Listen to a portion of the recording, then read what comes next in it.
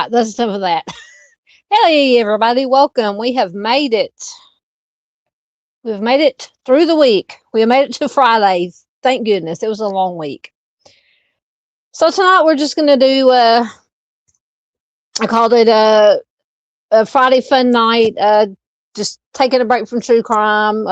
We do this every once in a while. For anybody new here, we do this every once in a while. Take a break from some true crime and either do some music trivia or movie trivia, or do some like tonight, some mysteries and conspiracies. Been going to be talking about some alien and UFO conspiracies and some things that have been going on concerning that very subject in the news lately. And anything else that you guys want to talk about. It can be anything. It's a free for all tonight. If you want to talk about any TV shows you've been watching, movies you've seen recently, what's been going on with you, the weather. I know there's a whole lot of bad weather, severe weather going on. So I hope everybody is staying safe, keeping a watch on the weather. I think maybe here in Central Arkansas, where I am tonight, supposed to move in late tonight and tomorrow. Hopefully it won't be too bad. They said it probably, hopefully will kind of weaken as it gets more towards Central Arkansas. But this time of year, you never know. Anything can happen. But it's good to see everybody here tonight. Let me see who is here. Mustang is here. Hello, my friend. Good to see you. Miss Paula is here. Hello, Paula.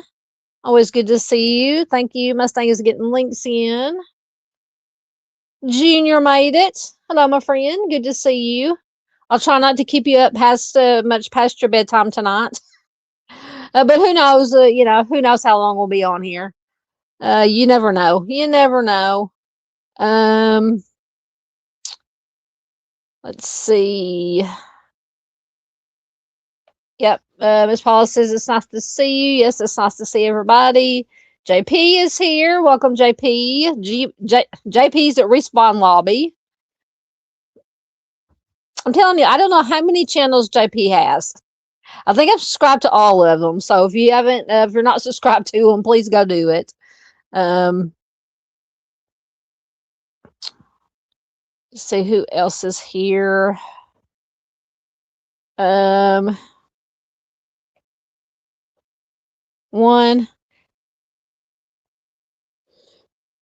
So I still haven't figured out if it's our JP Henson or a different JP. I don't know. It could be a different JP. Who knows? Junior said he's been staying up late lately. I know. I don't know. It depends with me. Sometimes I'll accidentally fall asleep at 7 o'clock at night, and then sometimes I'm up till all hours of the night.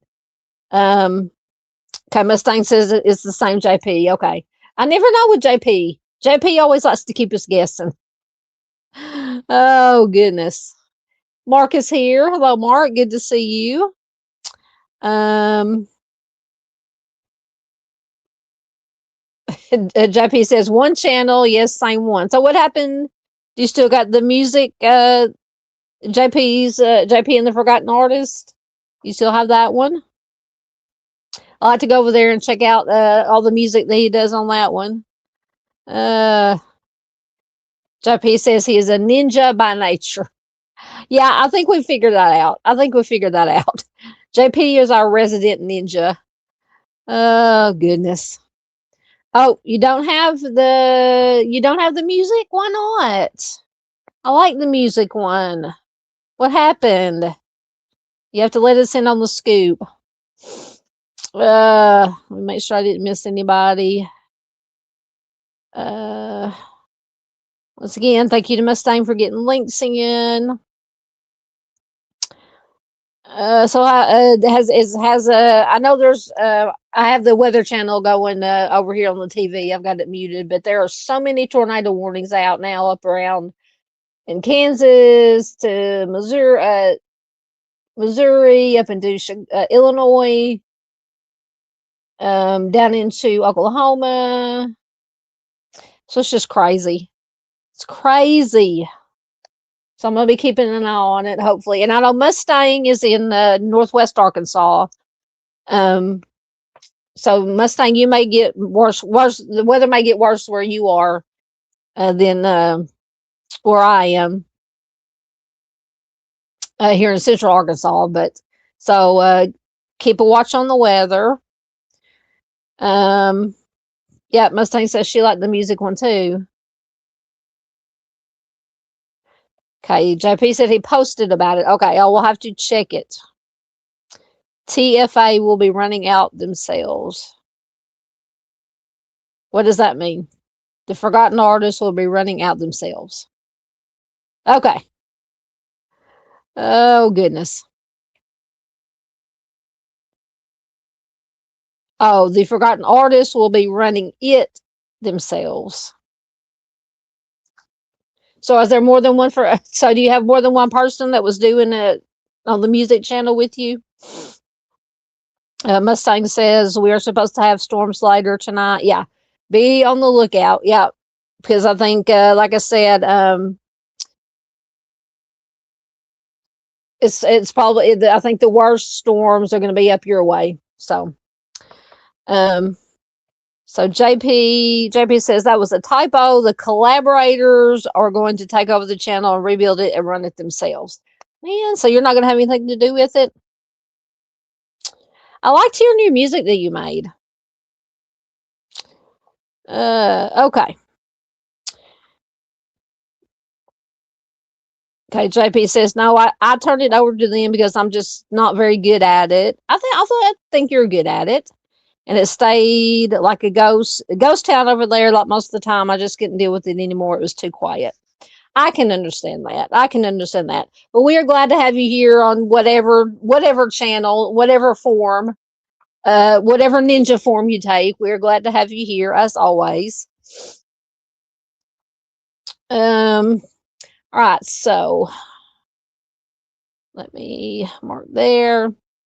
So like I said, tonight we're just going to kind of chill out, have a little fun with some talking about some aliens and UFOs, a little bit of a serious too with some of the, because we are going to talk about, besides the conspiracy theories, talk about all these missing. It's up to like 10 these scientist type people now that have either passed away under I can't use my words tonight, under mysterious circumstances, or have turned up deceased under mysterious circumstances. So I did find an article that had a list of all of them, and I think one of them, and I know some people commented earlier before the show started, but for some reason, I don't know if it's StreamYard or YouTube, they just deleted it all. But I know Josh had commented and said he was looking forward to the live tonight, and I think Stormy commented. So hopefully they'll make it back in. But I know I mentioned Josh because one of the scientists, well, I don't know if she's a scientist, but it's Melissa Cassius, I think her name was. She is included in these 10, the 10 or 11, I think it's up to now, because she did work with in the Los Alamos. It'll tell what she did, like in the article, but I can't remember exactly what it was. But Josh actually did a couple of weeks ago on his Sunday live stream, because she went missing. That he did a live stream on her being missing. It just so happens that she is included in this list that's beginning ever increasing list of people. And you know, I know there are coincidences, and please let me know in chat what you guys think. And in replay, if you're replay crew, thank you so much for being replay crew. And if you are, please, as always, leave me a comment down below to let me know that you are replay crew. You know, I know there are coincidences, but with all these, like I said, we're up to 10 or 11 now, and they all have some kind of connection to either each other or they did some kind of work with the government or the GOV, and with nuclear weapons and UFOs, UAPs, and then they're just mysteriously within past couple of years, so many of them have been either disappearing, going missing, or dying mysteriously. So yeah, I don't know. I have questions. I'll say that I have questions. JP says, oh, hold on. There it is. I enjoy my gaming channel. I'll have a little bit of influence over there, but not a lot. I will check out your gaming channel, most definitely. I haven't played video games in God, I don't know how long. Of course, when I'm so old that the first video gaming system I had was an Atari. We had an Atari, so I played a lot of Pac-Man, a lot of Pong. What were some of the other ones? Galactica, was that another one? Pac-Man was my favorite. Then Frogger, I don't know if Frogger was on Atari or the one that came out after Atari.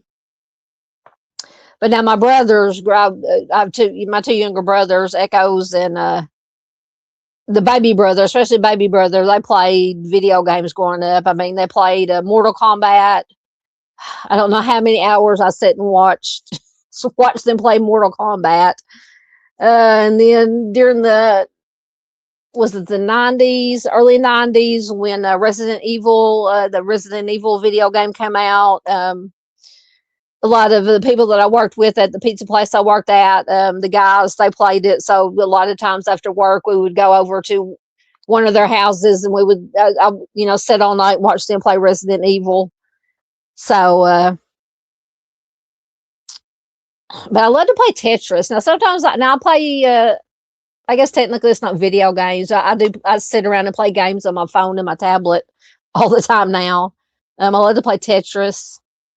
I've been playing Tetris since back in the day. I think one of the video gaming systems from back in the day had Tetris. Played Tetris, Frogger. There's a pinball game that I used to play. But yeah, and I guess I'm truly getting old, because all I want to do now in my free time is sit around, like I said, and play video or play games on my phone or on my tablet. I'm getting so old, because when I was doing home health caregiving, that's what a lot of my clients did, was sit around and play games on their tablets. And I'm like, how do you sit around for hours and hours and play video games or play games on your tablet? But now I do it. So I don't know. It helps relax me. I guess maybe with my anxiety and my mind my squirrel brain always going, it kind of calms me down, because I like to play like matching games and sorting games and things of that nature. So anyway, my squirrel brain is going, even if you can't tell. Like I said, it's been a long week. JP says he's trying to get some chores done. I should get some chores done, but hey, DJs, good to see you here. Welcome. Junior says, I watched a short video about all the missing or deceased scientists. It's definitely strange. Yeah, I have a video. I think I can't remember where it's from. I'm gonna play probably after I read we'll read the article first and then play the video. It's about 11 minutes long. Of course, we'll have to stop and talk in between for copyright fair use purposes. But yeah, it's very interesting. I said I have a lot of questions. I believe, like I said, there are coincidences, but with this many going on, I don't know. It could be something, it could be nothing, but you never know. And then I also have, if we get to it, have time tonight. I found another article that came up with the 10 greatest sci-fi movies of the last 50 years. So we may go over that and see how many we agree or disagree with. And when I looked at the list, when I was doing the slideshow for it, I've seen every movie on the list except for, I think, 2 of them. most of them multiple times because I love sci-fi movies. Sci-fi and horror are my favorite genre to watch. Um, oh goodness, DJ says I'm in the hospital. Well, that is not good. Thoughts, prayers, and good vibes to you. We hope you get to feeling better. JP says Frogger is really retro. It started first on the Commodore 64 and then it went to the Atari. Wow.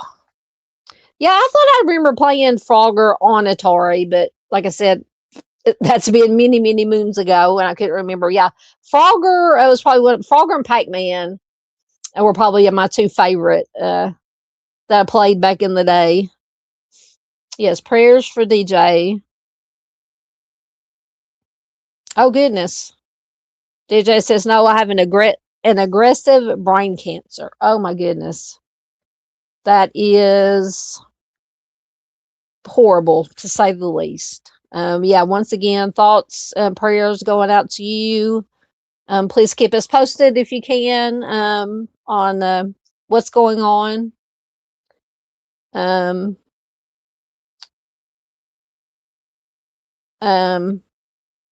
that's just I don't know what to say, but I'm so sorry.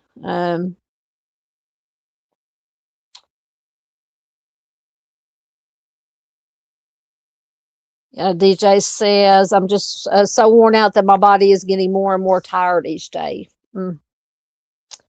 Yes, definitely get better.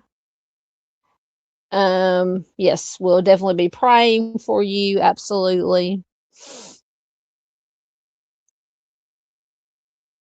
Yeah. Okay. And I'm caught up, so we will first let me change the layout. I'm going to put up a picture I found, if I can find it, of the people that are currently missing and kind of the connection they have. I'll leave that up there while I read this article. And this article is from the mensjournal.com, and it came out the 16th. Is that today? I don't even know what today is. So deceased and missing scientists list reaches 10, triggering major new investigation. So apparently now people in the GOV and the congressmen and Congress people are starting to say, hey, you know, we may want to start taking a look at this. So the list of deceased and missing scientists in the U.S. keeps growing, and now there is a major action to see if they are connected. And like I said, I don't see how at least some of them can't be connected. Now, some of them could be, and we'll talk about it as we go through them. Could, just be, even though they did work for, the same, with the aeronautics and space and the UFO, UAP, some of them could be not, their deaths or disappearances might not have anything to do with that, just because of some things that have come out about what was going on in their lives at the time that they either went missing or passed away. But the public concern ignited with the disappearance of William McCaslin. So General McCaslin is the one that kind of really started bringing all this into the mainstream media and to the attention of just about everybody. So he is a retired Air Force general. The Bernalillo County Sheriff's Office in New Mexico released a detailed timeline about the mysterious disappearance of McCaslin, who is last known to have been at or near his residence in the area of Quail Run Court Northeast on the morning of Friday, February 27th, 2026. McCaslin's wife brought more attention to the case when she wrote on Facebook on March 6th that her husband had ties excuse me, to the UFO community. And since then, 9 other scientists who passed away or disappeared in the last few years have been added to the list by various news outlets.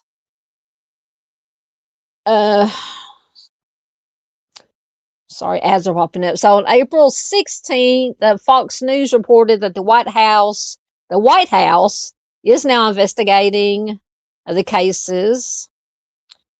Fox News wrote, quote, McCaslin's disappearance is one of 10 recent cases involving scientists tied to U.S. military and government research that have drawn attention, including at the White House, where officials said they are looking into the matter after being asked about a potential pattern. So, yeah, there is definitely a pattern, in my opinion, here. So some of the deaths in particular appear to have natural causes. For example, some news outlets like News Nation include a NASA scientist named Michael David Hicks. He passed away in 2023, indicating that his COD was not publicly clear. However, Men's Journal has learned that the Los Angeles County Coroner does list a COD for Hicks, saying that he passed away of arteriosclerotic cardiovascular disease in his residence, with morbid obesity being described as a significant condition. So, yeah, that could just have been actual, natural causes. In her Facebook post, General McCaslin's wife, Susan, wrote, quote, Neil does not have any special knowledge about the ET bodies and debris from the Roswell crash stored at Wright-Patterson, though at this point, with absolutely no sign of him, maybe the best hypothesis is that aliens beamed him up to the mothership. However, no sightings of a mothership hovering above the Sandia Mountains have been reported. So she's just kind of a little sarcasm there, little sarcasm. So especially in the cases of some of the missing scientists, the cases are very unusual, and the disappearances remain unsolved. So Monica Reza disappeared while hiking in June of 2025. That month, the Crescenta Valley Sheriff's Office posted an alert that read, quote, missing hiker, help us locate Monica Reza. The flyer posted with the alert says that Reza was a resident of Los Angeles County who was last seen hiking on June 22nd, 2025 at around 9:10 a.m. along Angeles Crest Highway. There is concern for Miss Reza's well-being, the flyer said, indicating that the Sheriff's Homicide Bureau was involved. It says fellow materials, science, and engineering. She was apparently a fellow at the materials, science, and engineering at Aerojet Rocketdyne, according to her LinkedIn page. Don't know what all that means. It said that she worked with some kind of science engineering, possibly maybe having to do with UFO, UAP. So then we have Melissa Cassius. So this is the one that Josh did a live stream on about her disappearance. So Melissa disappeared in the summer, also in the summer of 2025. She worked at Los Alamos National Labs. In September of 2025, the Taos News reported, quote, 2 months after Melissa Cassius, a 53-year-old Los Alamos National Labs employee, went missing. Her disappearance has left more questions than answers. New Mexico State Police reported no breakthroughs in the investigation. So she is one that she just, I'm trying to remember the details. She had taken her husband to work. I think they worked, maybe she and her husband worked at the same place at this Los Alamos National Lab. Apparently, she had forgotten her badge to get in, so she was going to go home and get it. She went home, and then a security video saw her walking down a freeway or a highway with a backpack on, a few miles from her house. That's the last time she's ever been seen. So that's kind of a little bit sus. So if you want to learn more about her case, go over to Josh's channel where lavender grows, and watch that live stream. And it'll give you more information Just very, very strange, very strange. So then we have Anthony Chavez, also worked at that lab before he went missing. In May of 2025, the Los Alamos Police Department shared photos of Chavez and wrote, "A missing person on 5/8/2025. Mr. Anthony Chavez of Los Alamos was reported as a missing person. Since then, exhaustive efforts to locate him have proved unsuccessful. Mr. Chavez is not believed to be endangered, but the public is asked to help locate Mr. Chavez to ensure his safety." Then we have Stephen Garcia. So Stephen Garcia is the latest one. So he disappeared in August of 2025. According to Fox News, Garcia, who is 48, was last seen leaving his home in Albuquerque around 9 a.m. He was captured. So listen to this. He was captured on surveillance footage walking away on foot while carrying a handgun. So that is basically, now I don't know if General McCaslin was caught on, I don't think he was caught on surveillance footage, but it is believed that he just walked away from his home, didn't take his ID, his glasses, he had a, like a, maybe, I don't know if it was it was some kind of smart watch that had a GPS or where they could track him. He didn't have it. But his wife said that she believes that he also took his firearm with him and just walked away. And I think maybe there's at least one more with that same circumstance. They just walk out of the house, taking nothing with them but a firearm. Now, it has been brought up, and I think it brings it up in this video that we're going to watch in a minute, that it's possible that due to the nature of what all these people, the work they do, or the work they did, things they knew, things that they could have seen, could have just weighed down on them so much that they just couldn't take it anymore, and possibly could be self-harm. And I think in the case of General McCaslin, I think he did have some health issues.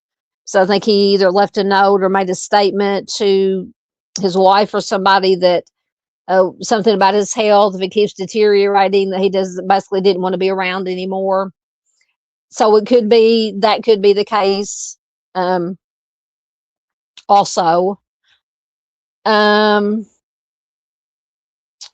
so once again, with Stephen Garcia, he walked away on foot, carrying a handgun. He also left behind his phone, wallet, keys, and car. He has not been seen since.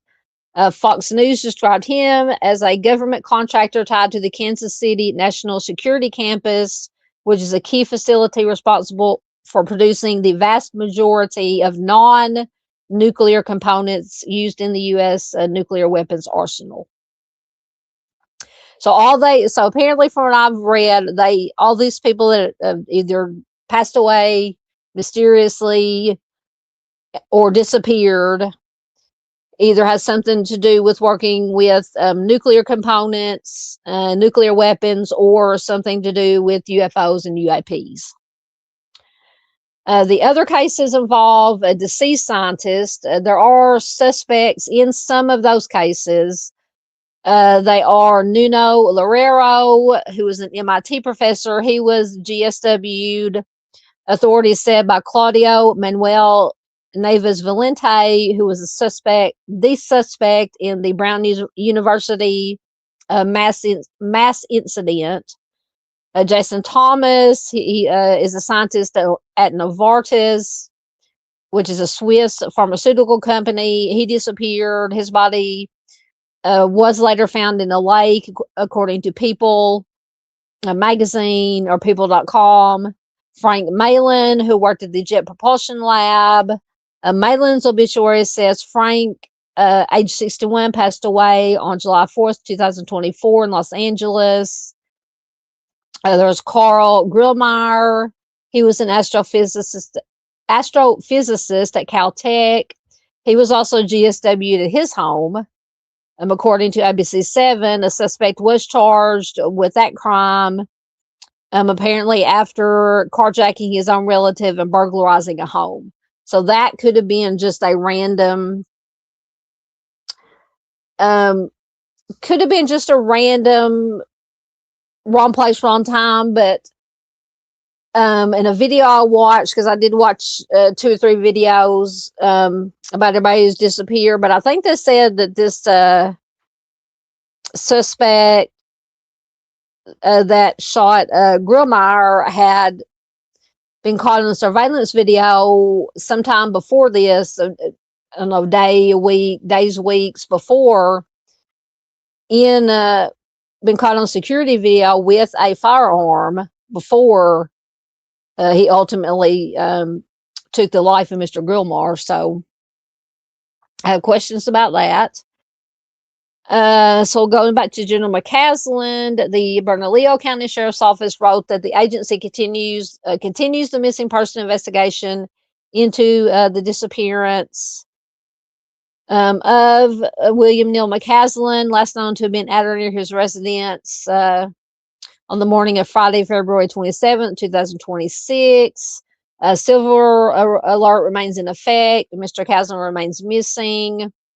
Once again, he is a retired U.S. Air Force general. The FBI is involved, or was involved. The sheriff's office wrote, quote, on February 27th at approximately 10 a.m., a repairman was at the residence and interacted with Mr. McCaslin.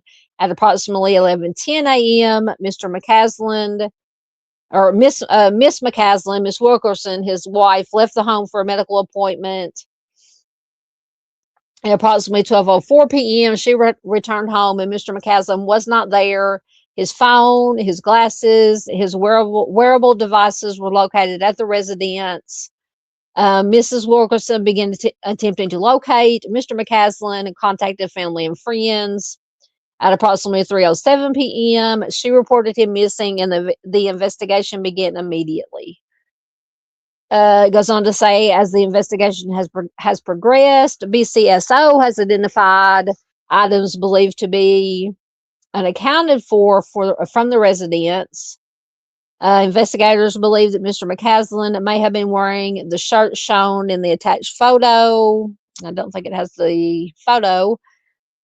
The photo depicts Mr. McCaslin wearing a light green long sleeve button-up outdoor shirt. Additional items believed to be missing include his hiking boots, wallet, and a .38 caliber revolver with a leather holster. Investigators also located a gray U.S. Air Force sweatshirt approximately about 1.25 miles east of the residence on Saturday, March 7th. That item was collected and processed. No blood was detected during initial processing, and additional analysis is pending. So the sweatshirt has not been confirmed by the family or friends to be associated with Mr. McCaslin. However, it prompted an additional targeted search effort in that area. BCSO continues to pursue all credible leads and follow up on every tip received. While there is currently no evidence indicating foul play, investigators are examining all available information as the case remains active. So that was just kind of a rundown of all the, so far, all the people who have,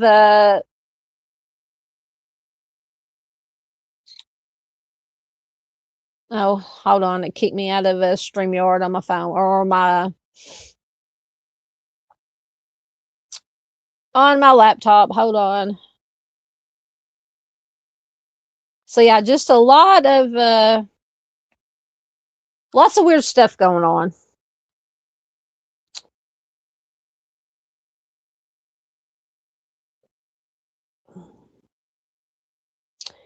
All right, got my computer back. Now let me get into your. Oh, no, don't want to do that. Get back into your comments again.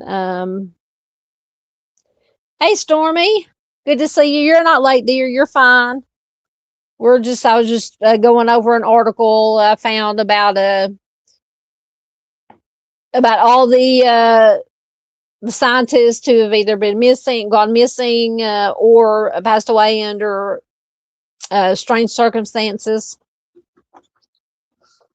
That do have, and this little picture here has, I can't, I'm trying to make it bigger.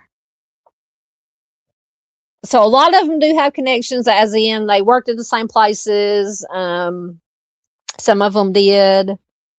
Let's say they either disappeared or passed away under suspicion or unusual circumstances. So it's just kind of makes you wonder. Let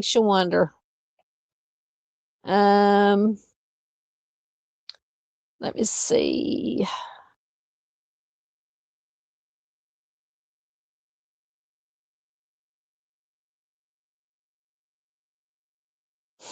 Hey, Dandelion, it's good to see you, my dear. Haven't seen you, or you popped in the other night, a week or so ago. Always good to see Dandy here. All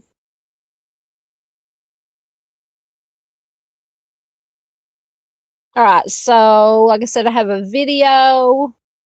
Hey, Nicole, good to see you. She'll come out. There she is. Hey, Nicole, good to see you. Welcome. We're just chilling out and taking a look at some conspiracy, alien UFO conspiracies tonight, and also talking about all the missing scientists and such that have come up, seeing if there's any kind of connection. Like I said, in my opinion, I mean, that is too much of a coincidence. There's just too many coincidences. All right, so I'm going to play this video. Like I said, I'll have to stop it every once in a while, and so I won't get a copyright strike with the fair use thing. It's about 11 minutes long, but I found it was very interesting what they had to say. So let me take, let me get that down, and I will play the video. Let me find it. Alrighty. You may have seen some of these headlines. Can we bring up the computer? Bring up the computer there. I just put something there on the computer. I just want to bring this up. I just found this. All you got to do is Google missing scientists US, and you get this whole ring of articles that comes up. And so let's take a quick look. Let's look at what we see here. Okay, so this is a headline that came. Missing U.S. scientist update. Disappeared contractor overseeing hundreds of millions in nuclear weapons assets tied to earlier cases as list grows to 10. Okay, what does that mean? What's going on? We wanted to bring in Lauren Conlon because Lauren Conlon, correspondent with LA Mag, the East Coast correspondent, though, Lauren, I don't know why they don't just call you the crime correspondent, because every time we talk, it has something to do with some kind of crime that's happening. So you've seen this. You've looked into it. What's going on?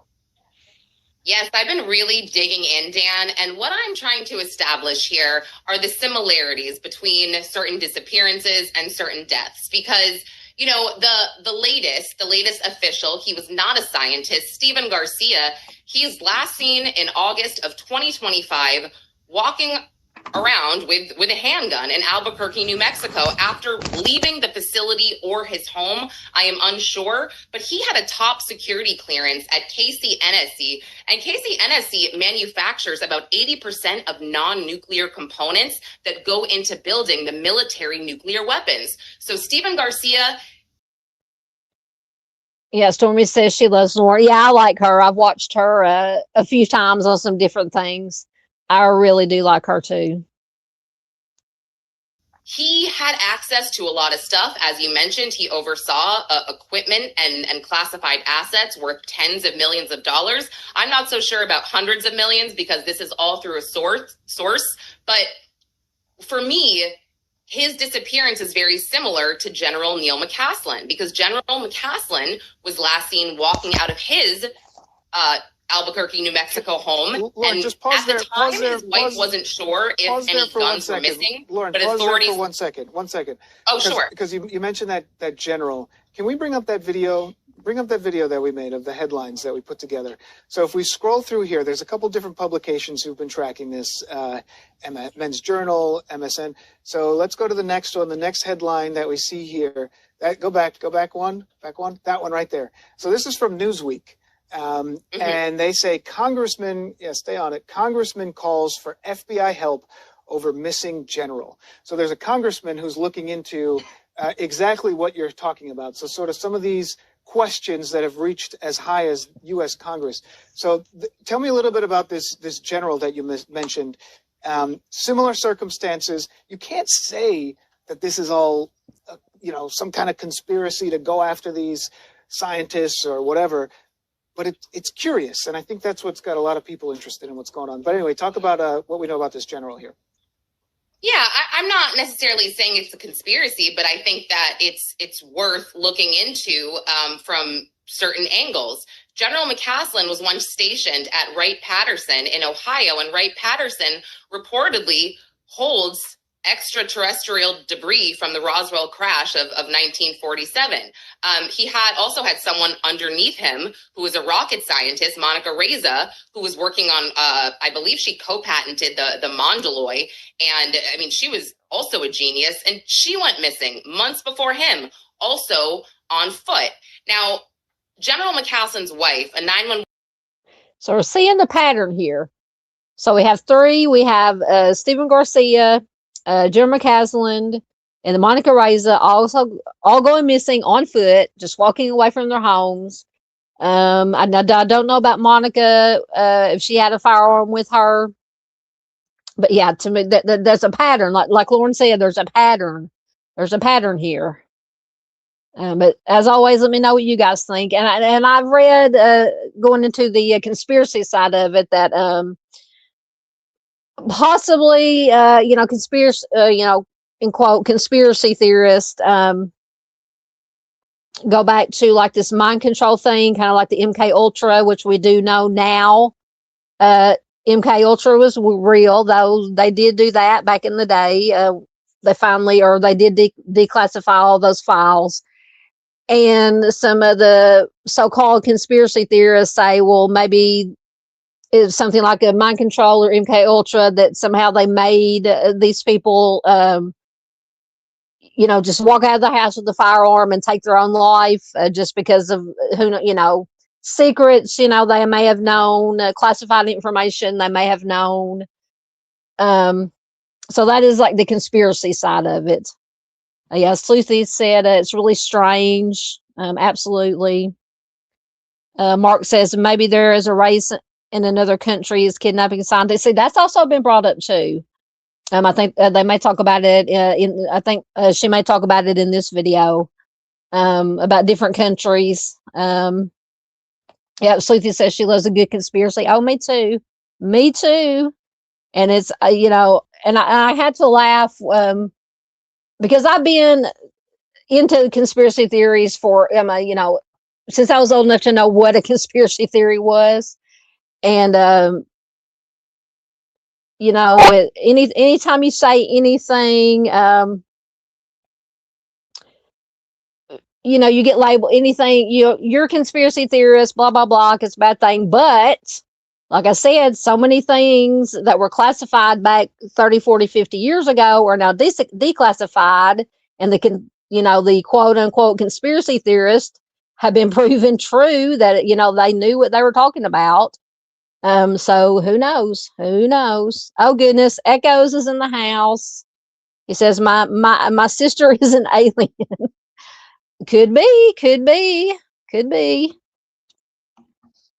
How are you doing tonight, Echoes? I hope you're doing well. And Mrs. Echoes, I hope y'all are doing well.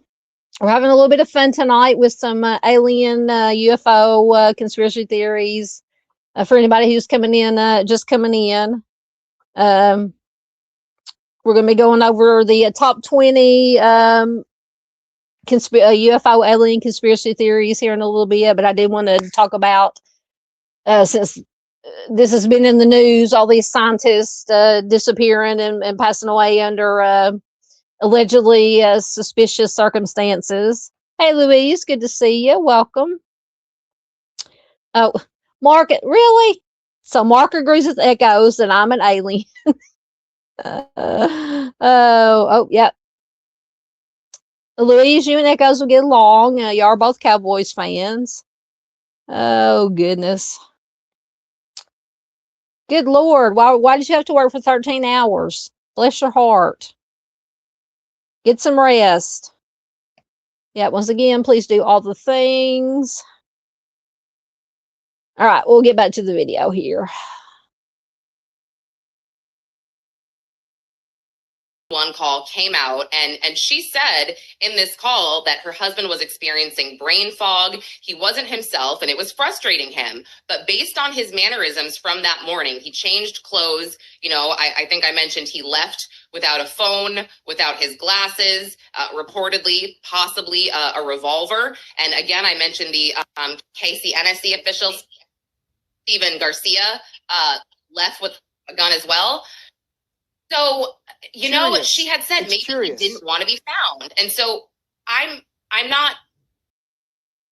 I also think it's interesting. Did you hear she mentioned that General McCaslin's wife said that he was experiencing brain fog, which, like I said, he did have, apparently mentioned, told his wife or somebody that he did have some health problems, so that could account for the brain fog. But if you go to the conspiracy side, brain fog could have something to do with mind control. Just saying. Not saying it is. But you never know. Let me see. Doodles and Gray popped in, is here. Thank you for being here. Always good to have you here.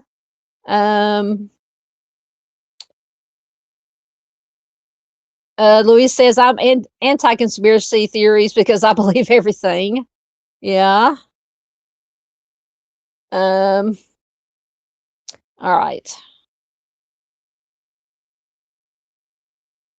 Well, if I could push the right buttons.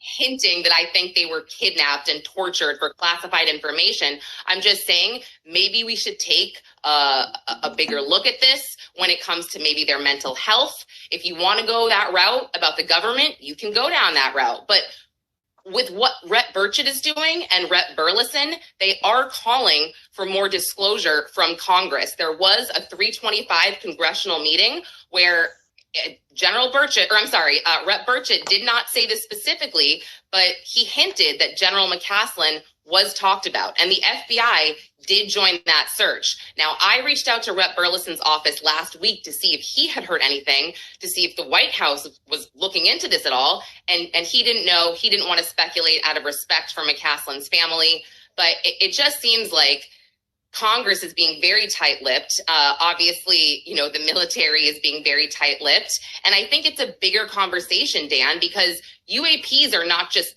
alien spaceships. We're not talking about, Independence Day. We're actually talking about national security. We, on a list that Rep. Anna Luna had sent to the Secretary of War demanding 46 UAP videos, she sent this, I believe it was March 31st, and it was due yesterday. We didn't get it. Apparently, it was lost in translation, but we are told we are going to get it. But why this is important is these UAPs on this list, they were allegedly seen over conflict zones like Iran, Syria. I mean, this is a matter of national defense. And in real time, we don't know if it's a drone. We don't know if it's an enemy. I mean, we're talking about the difference between our defense and a potential disaster. So you heard what you just said about the, and I can't remember, somebody mentioned earlier about maybe it was Dandy, or maybe not Dandy. Somebody said that it could have been other countries. She just mentioned that some of these could be drones, UAPs, UFOs have been seen over other countries. So that kind of goes back to I apologize. I can't remember who said it now. But Nicole, I agree with Nicole. She says, I'm in the camp of nothing being a conspiracy because everything is true. I'm kind of in that camp with you for the most part, except for the really, really outlandish stuff.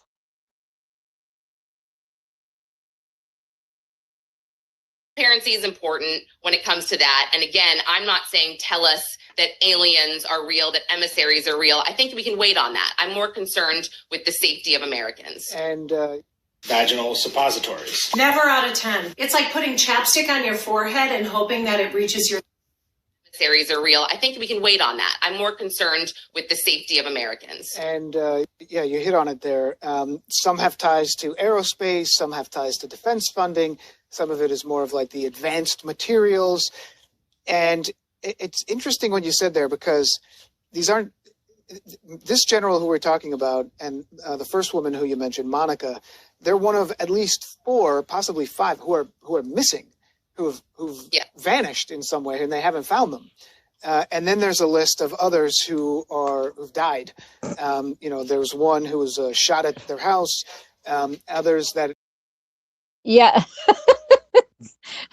that I was.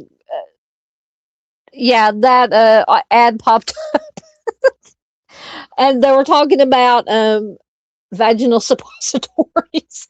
Anyway, yeah. I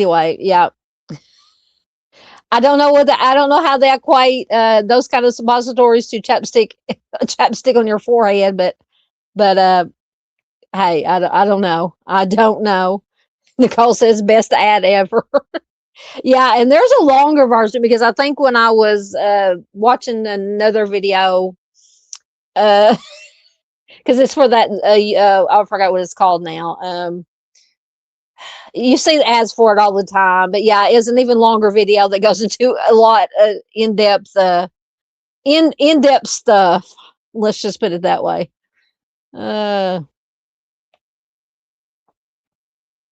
You look at the autopsy reports, and there's a few that say natural causes, but it's just so curious, baffling, suspicious to have them sort of clustered together in this way. I haven't seen autopsy reports that say natural causes. I've seen no autopsy reports, and that's for, I believe it was a NASA scientist, Michael David Hicks, as well as Frank Maywald. He was also a NASA JPL scientist. I mean, they're saying no autopsy, no cause of death. For Michael David Hicks, his obituary had something reported about donating to, I believe it was, AA or something like that. So sure, we can speculate that maybe there were some substance abuse problems there, or possibly if you don't want your cause of death out there for the world, perhaps, and I'm speculating and trying not to disrespect anybody, but it could be that, one took their own life. Or if you want to go down the other road, Chris Swecker, former FBI, has said, again, I mean, these guys, we need to pay attention to their mental health. They have a lot of information. Yeah. They work on a lot of stuff, and our taxpayer money funds this stuff. What they see, maybe they can't handle it. But you mentioned Carl Grillmere, and Carl Grillmere was the man shot at his home in February of 2026. He was a Caltech astrophysicist, a genius, and I am digging deep into that because there is so much that we don't know. His alleged murderer has not even been arraigned yet, and reportedly, he was seen on Grillmere's property in December with a rifle, and Grillmere called police. This guy, the perp, Freddie Snyder, was arrested, released, ROR, and that was on a felony weapons charge. Yeah. And then by February 5th, the prosecutors dropped all the charges, and then he came back, allegedly February 16th, and shot Carl Grillmere outside his home on his porch, killing him. And So I find that very strange that he showed up, whatever his name was, the offender, showed up before with a rifle. He was apparently arrested, released on his own recognizances. No charges have been filed. He's not been arraigned. To me, I don't understand that, because it's a felony firearm charge. So I don't understand that. Hey, Boston Christian, good to see you. Welcome.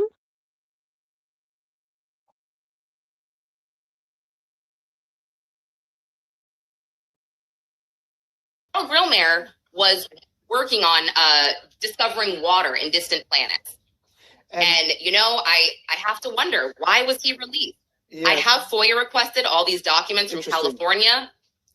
I haven't gotten any word yet, so I'm researching. It's important to me. I think these people need a voice. And I'm just looking at one of the local network affiliates out there in California. They say a 29-year-old Lano man is in custody, charged with killing Caltech astrophysicist Monday after carjacking his own relative and burglarizing a home. LA County Sheriff's detectives say 67-year-old Carl Grillmeyer was found shot to death on the porch of his home in rural part of the state there. Deputies arrested Freddie Snyder later in the day for carjacking and soon linked him to the shooting. A motive for the shooting has not been released, and detectives don't believe that the two men knew each other. So, yeah, it's very curious. Again, a very curious situation. So, yeah, and I was the only one, Dan, that got Freddie Snyder's booking photo, which I thought was weird. I had to. That's the one thing that officials have given me in California, and I had to ask about 3 times, and all the stories printed, they won't show Freddie Snyder. I'm kind of like, why? Usually that's you know what I'm saying? I mean, you work in news. You see these articles. Right. We want the mugshot of this alleged freak. So I thought it's all so weird. I'm trying not to be too conspiratorial. I'm really not. But again, all of these, they indicate a pattern of what? I don't know. I can't prove it. Lauren, I think we can leave it there. Lauren, where can we find your work? Thank you for asking. LAmag.com. I have a bunch of stories on this as well as others. You can find me on X, Conlin_Lauren, and Instagram, Lauren Emily Conlin, and Los Angeles Magazine videos on YouTube. All right, Lauren, thank you. Maybe one day we'll have to talk about happier circumstances, but maybe not. All right, so I thought that was interesting. Just kind of a little rundown on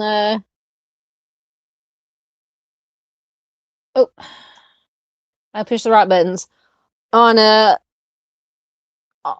some of the similarities and the possible what they call coincidences, maybe. I don't know. I don't believe in that many consequences. And like she said, there is definitely a pattern, in my opinion. But as always, let me know what you guys think. All right. So let me see what I had next. We'll talk about our top 20 alien conspiracy theories. And I found an article. Paula says, cool. Yeah. Very, very strange, to say the least. And so I found this on watchmojo.com. The link to the article is in the description box, as always. So we'll go through some of these conspiracy theories, see what you guys think. Now, some of them, most of them I'd heard of. Hey, Boston, again. Some of them I hadn't. So some of the ones that maybe we hadn't heard of, I'll try to find. Maybe I didn't research articles for everything on here, because most of them we've heard of. Mustang says people are strange is now stuck in my head. I love that song. I love the Doors. Yep. Okay. And make sure I got my right article up. Yes, I know the website uses cookies. So like I said, this article is from watchmojo.com. It says these alien conspiracies are out of this world. Yes, we went there. Welcome to Mojo, and today we're counting down our picks for the most fascinating and memorable space and extraterrestrial-based conspiracies. Our countdown of alien conspiracy theories include reverse engineering, aliens living among us. I always think of They Live. Anyway, you guys seen the movie They Live? My favorite movies of all time. The Baltic Sea anomaly. That's an interesting one. Something called the Black Knight. I've never heard of that one, so I might have to look up that one and more. So first, we've all heard about the, without trying to be too graphic, the cattle mutilations and things of that nature that went around or that happened. Doodles and Grace says aliens made the 3 pyramids, didn't they? That is one of the conspiracy theories, is that aliens built the pyramids in Giza. Possibly Stonehenge as well. Absolutely. There is no shortage of conspiracy theories when it comes to these things. So the first one, it says, for a long time now, aliens have been associated with deceased cattle. Why? We really don't know. It has been a recurring theme in UFO folklore since at least the 1960s, when the supposed mutilation of Snippy, I'm assuming that's the name of a cow, occurred in Colorado. The phenomenon involves deceased cattle that are found under mysterious and gruesome circumstances, often with missing limbs, completely drained of blood. Some believe that this is a natural phenomenon, combining decomp with the work of scavengers, which is probably true with 99% of them. As for the ufologists, they think that the cattle are being used in some type of violent alien experiment. So my question is, if aliens are going to come to Earth and experiment on something, why would they choose cattle? Why would they choose cows? I don't know. But apparently, according to some people, they experiment on humans too. So either way, cows and aliens have long been intertwined within the public consciousness. Cows and aliens. That would be a fantastic movie. That'd be like a good parody movie. Good parody sci-fi movie. Cows and aliens. Wasn't there a Cowboys and Aliens movie? I think Cowboys and Aliens, was that what it was called? I don't think I've watched it. Maybe parts of it. Goodness. Cowboys and Aliens. Am I right, or am I imagining? I think it was Cowboys and Aliens. Was Tommy Lee Jones in it? Let me look. I might have to look it up. Hold on. Because I know if Tommy Lee Jones was in it, I know I've watched it.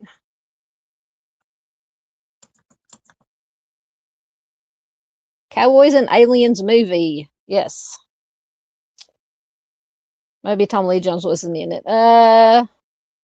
So Cowboys and Aliens is a 2011 space western action thriller film directed by Jon Favreau, starring Daniel Craig was in it.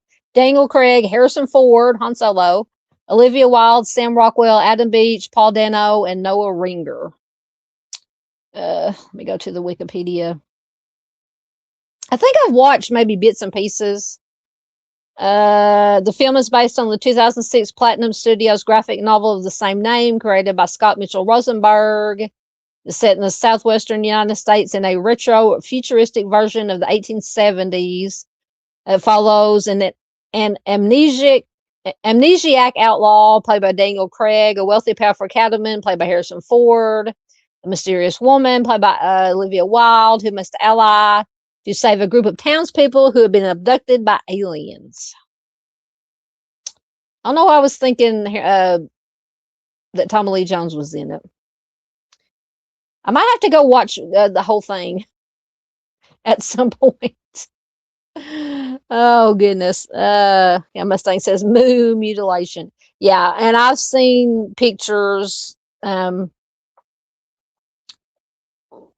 Seen pictures of the cattle. Now, some of them are very weird, like almost like it was cut into like with some kind of laser type instrument. But like I said, I think most likely it can be contributed to the decomp and the scavengers. But some of them are I question some of them. Mustang says they wanted a burger.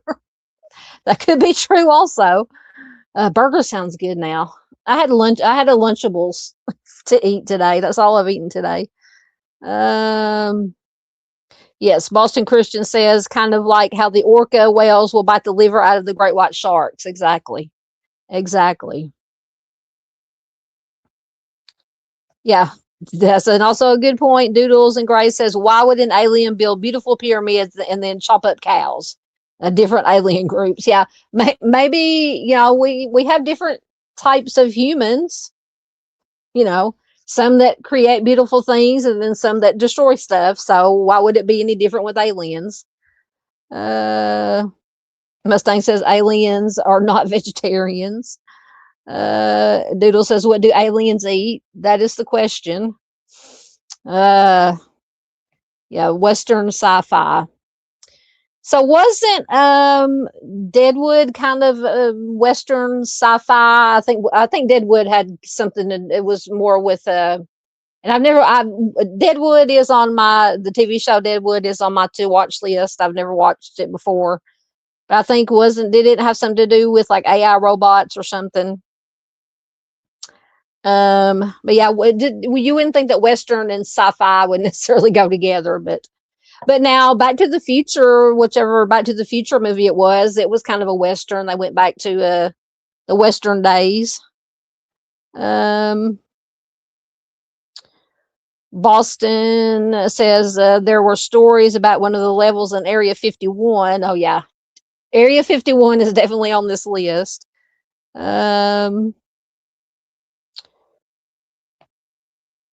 Doodle says Woody Harrelson. I don't know if it said was Daniel Craig, Harrison Ford, Olivia Wilde, Sam Rockwell. See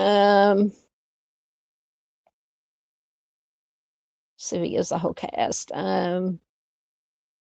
Walton Goggins was in it. I'm definitely gonna have to watch it if Walton Goggins was in it. I like him. He was on The Shield. He was on Justified. Now he does the new Walmart commercials. I love Walton Goggins. Doesn't say anything about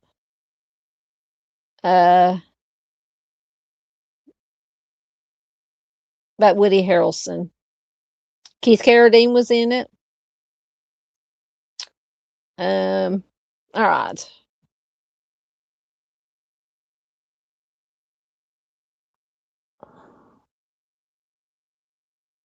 Oh, I don't remember that one. Mark says aliens eat people. Soylent Green is people or whatever from the there was an alien cookbook episode of Twilight Zone. Man, I missed that episode. I watched a lot of Twilight Zone episodes. My dad loved Twilight Zone. Yeah, I think I've watched that one. Louise says My Stepmother is an Alien is a great movie. Yeah, I think I've watched that one. Hey, Julie's, good to see you. Welcome in. We're just having some fun tonight. Okay, Julie says Deadwood was awesome, but not sci-fi.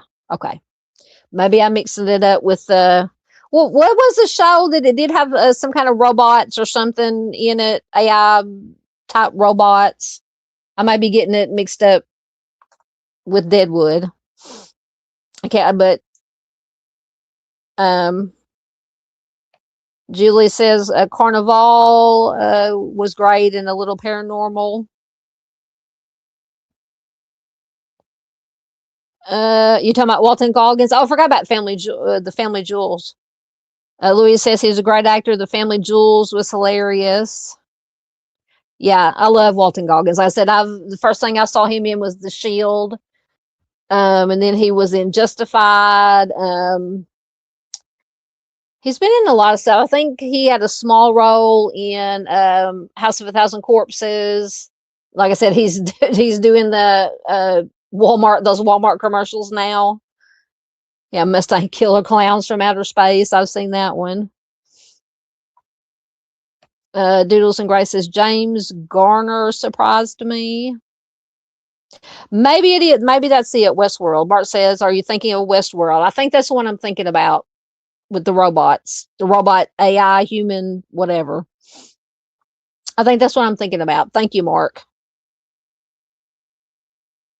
All right. Right. So we got the cow mutilation. So now we have the reverse engineering. Oh, now I got to go back to my article. Oh no, wrong article. So the reverse engineering idea has been around for a while. It says, do you ever wonder where all these brilliant, why did it do that? Where all these brilliant technological advances have been coming from? According to some, the answer, as always, is aliens. According to the theory, groundbreaking technologies like fiber optics and microchips have been developed as a result of studying. What are you doing? Oh my gosh. Sorry, ads keep popping up. I don't want the ad. Close the ad. Anyway. Groundbreaking technologies like fiber optics and microchips might have been developed as a result of studying alien artifacts and reverse engineering their captured spacecraft. So I think that is some of the theories of what supposedly went on in, in Area 51, doing that type of reverse engineering. Massive advancements in technology were accomplished throughout the 20th century, which coincides with the sudden rise of UFO sightings, which began around the 1940s. Even some whistleblowers, including U.S. Army officer Philip Corso, claim that the American government has been active in studying and utilizing captured alien technology. Do you believe them? Do we believe them or not? Oh,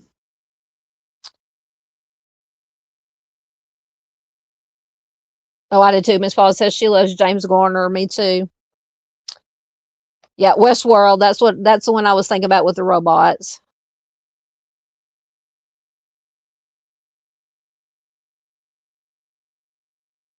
Boston says oceanographers and marine biologists, scientists can't talk, are in southern Africa trying to figure out what killed all the great white sharks in the Indian Oceans.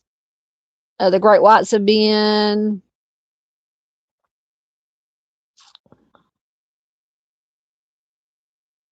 something.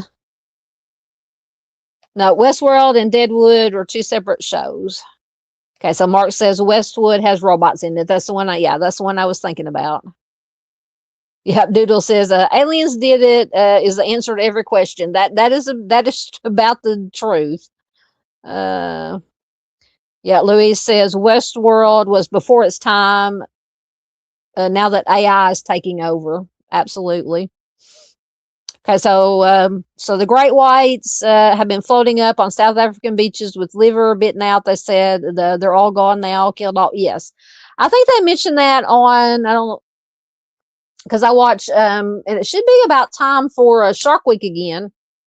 I love Shark Week during the summer, and I don't know if it was last summer on Shark Week or the summer before. They were talking about South Africa, that a lot of the great white population had just disappeared or died off, and they one of the theories I had was the orcas were getting them.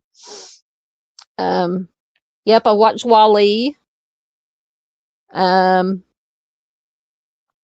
Yep, it is true about the great whites disappearing around South Africa. Yep, it is awful. I love great whites. I wouldn't want to come in close contact with one. I think I would go cage diving.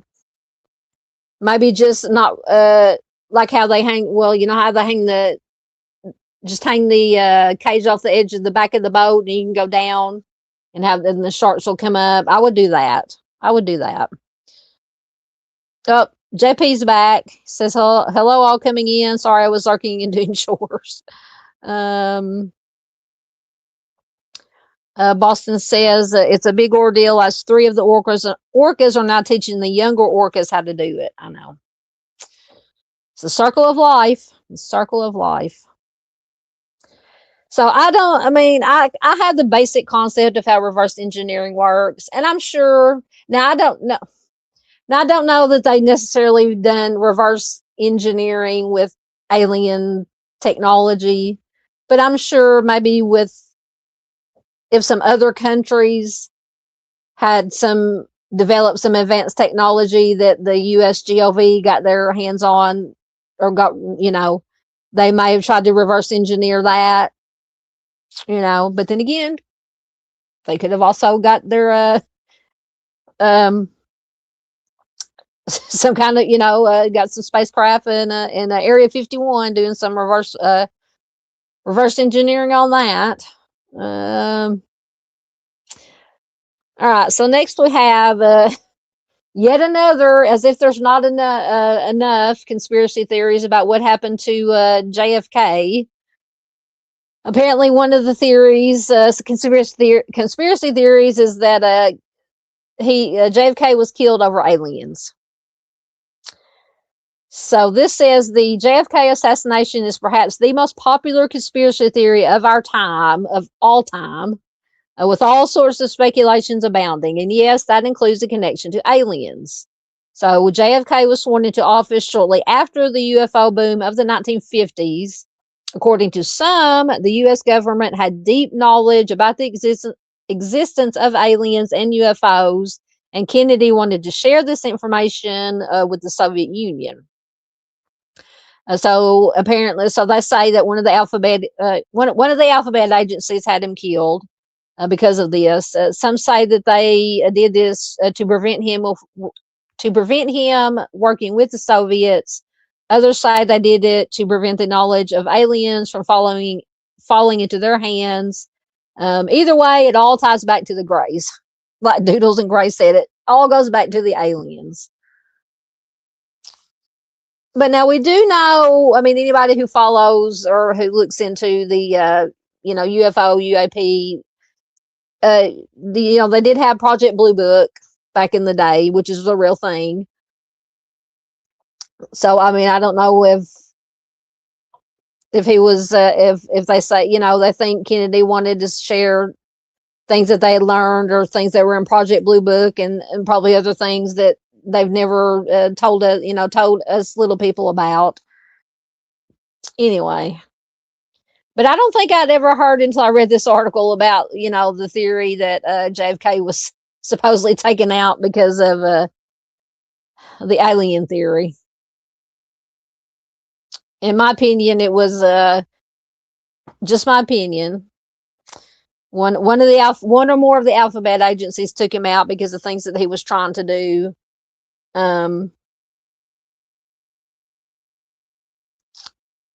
As far as preventing a war, because we all know that wars are money-making machines.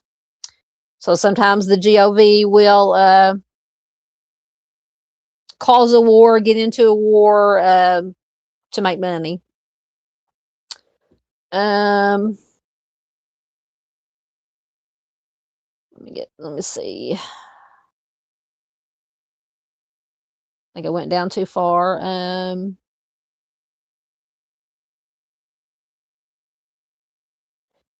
JP, you going to the future, JP?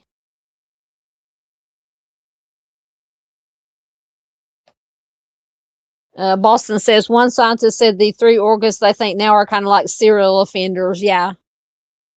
And I think when I was watching the Shark Week, when they were talking about them, they had 2. I don't know if it was the ones in South Africa or different ones. They had 2. They're called them port and starboard, like the boat. You have port and starboard. And their top fin, their dorsal fin, whatever, they were each turn bent. So that's how they knew who they were. And that they were the ones that were taking out a lot of the great white sharks. Mustang is bringing the mob in. That's a good question. Doodle says, is Bigfoot an alien then? Possibly. Oh, goodness. Mark says, well, serial offender, shaking my head. JP says, I know for sure that Will Smith is an alien. Will Smith is something. I don't know. I like Will Smith back in the Fresh Prince of Bel-Air days, but I don't know. I think, just my opinion, I think when he got hooked up with Jada, I don't know about that. I don't know about that. And then, he was the one that, when he the one that bitch slapped, who was it? Chris Tucker, one of the Chris's, Chris Rock, for talking about Jada, just making a joke about Jada. But I do like, what was that movie he was in? I Am Legend, where he was like the last person on Earth. I did like that movie. I liked him in that movie. I liked him in Men in Black, of course, as we're talking about alien and UFOs.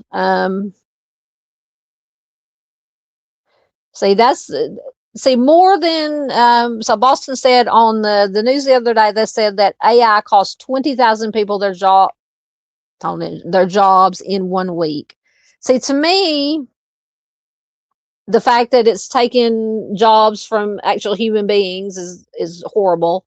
But to me, AI and what it can do scares me more than aliens and UFOs.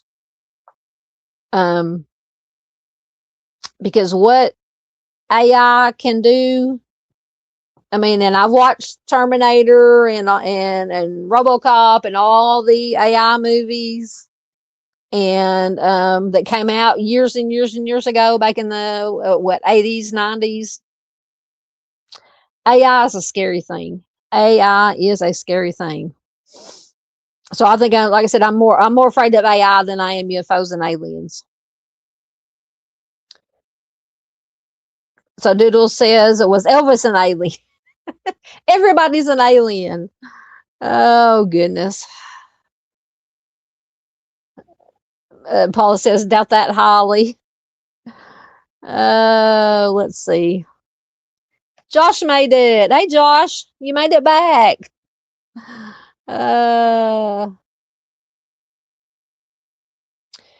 Yep.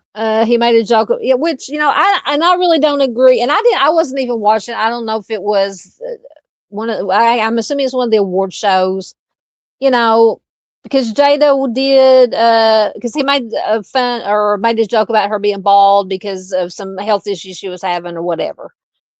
No, I don't agree with that kind of joke. To me, it was in poor taste. I've just watched the clip of it.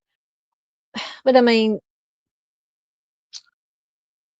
we'll could have waited till afterwards and said, take it, let's take it out back, not doing it in the middle of, live TV. And then some people have said that it was staged and whatever. But yeah, that's the reason why. Yeah, JP says I think he slapped him because he was making jokes about his wife. Yes, that is the reason. Oh goodness! Now the orcas are hunting humans. Boston says the marine biologists have told stories about orcas hunting people for revenge. Man, so now we don't, not only do we have to worry about the sharks hunting people, which is really not true. Very rare that sharks hunt people. But orcas are hunting people now.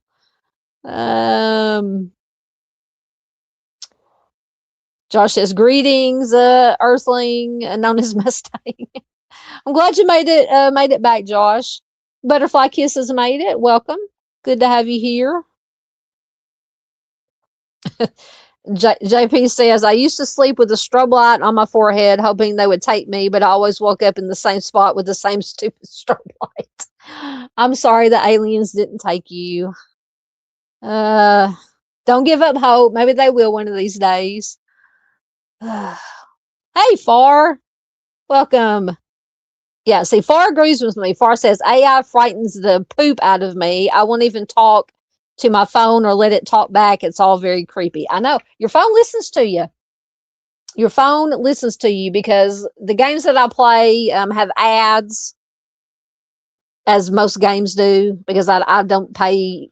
I play, if I can't play a game for free, then I don't play it. But if you do watch ads, you can get like free lives or free bonuses or whatever. But yeah, it listens to the TV because I can be playing the game and on my phone watching the TV, and a commercial about something, let's say, I don't know, Pepto-Bismol or something will come on. And I swear the very next time an ad comes up on my game, it will be about Pepto-Bismol. And people have even said, and And sometimes I'm trying to think that it just seems like it's happened to me too before. Now, I don't know if I actually, take it with a grain of salt. I don't know, I actually believe it, but some people say that your phone knows what you're thinking because they will be thinking of a certain thing, and then they will have something come up in an ad or something or in their news feed about this thing that they were talking about that they didn't say out loud. They never did a search for. Nothing was said about it on a TV or radio where the phone could, because we all know our phones listen to us. But they think that, the phones can know what you're thinking, which I wouldn't put anything past anything these days. I'm just going to put it that way. But yeah, it's just very, like Far says, it's very creepy. I agree. Yeah, so that's the same ones, port and starboard. Yep. The orcas.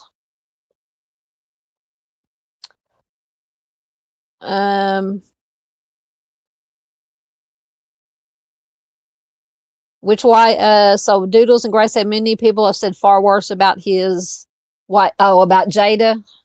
Yeah, I've heard some things about Jada, that allegedly she's just very controlling, and just when they got married, he just kind of went, I don't know, just a whole weird thing. And their kids, I'm telling you, their kids are different, to say the least. They're different. They're different. That's all I'm gonna say. That's all I'm gonna say about that.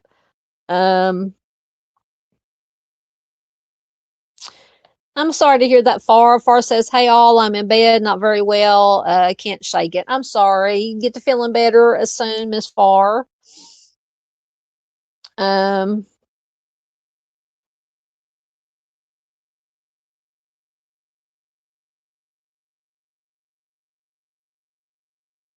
What Walmart AI you're talking about? Wait, Boston said the Walmart AI called me a B 2 weeks ago, and she whispered it. What Walmart AI? Walmart has AI.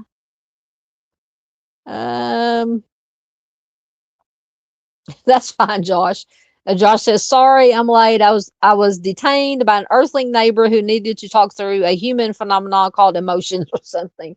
Well, that is more important than what we're talking about. But I'm glad you made it. Let me see. Yeah, I hope Far gets to feeling better. Oh, Josh, we are get the Majestic 12. Josh mentioned said Far, the Majestic 12 in the universe commands you to feel better. The Majestic 12 is on this list, and I had never heard. That's one that I'd never heard of, was the Majestic 12. All right, so we went over how Kennedy could possibly have been taken out because of the aliens. Is there life on Mars? That's always been a question, and so I think the goal, this whole goal with the Artemis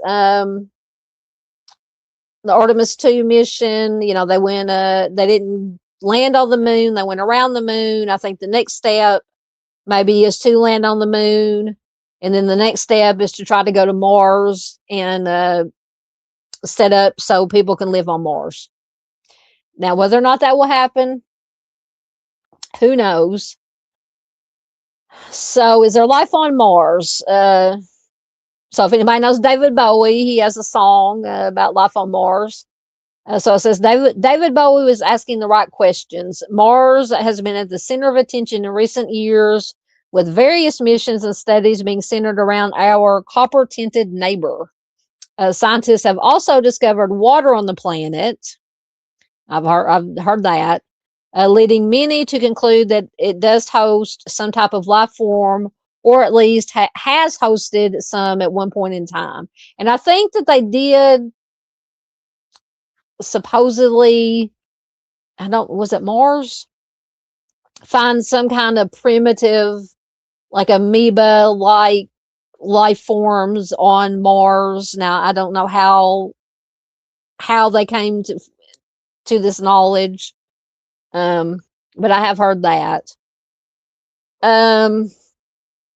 But the conspiracy theory digs deeper, positing that NASA has found firm evidence of aliens and are simply covering it up.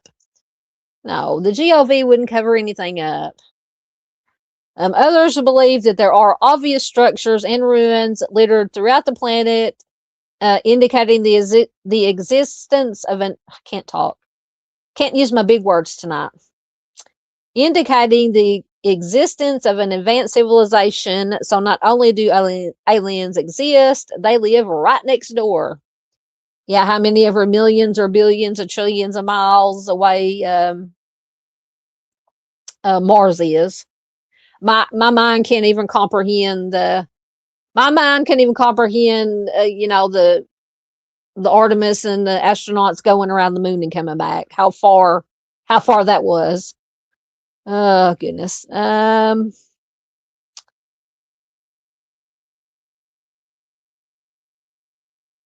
me see.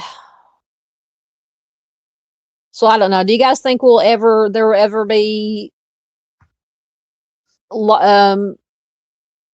humans living on Mars at any point?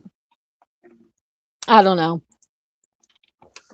I said it is way beyond the comprehension of my little squirrel brain. But interesting nonetheless. Mustang says no. Yeah, I tend to. Yeah, I mean it's going to take. And so we had the what was the movie? Was it Leonardo DiCaprio, The Martian, which I have not watched. I need to watch that one. They got stuck on Mars. Yeah, Josh says we would most likely have to terraform Mars to live on it. Yep. I mean, it took us, and I know that it takes, like I said, my mind can't even comprehend. My mind explodes trying to think about it. It took us like 50 something years before we were able, since when they did land on the moon, if they did, because there's a conspiracy that a lot of people believe that we didn't land on the moon, back in the day, 50 some odd years ago, it's taken this long, 50 some odd years to be able to just go back to the moon and go around it and come back. So, I mean,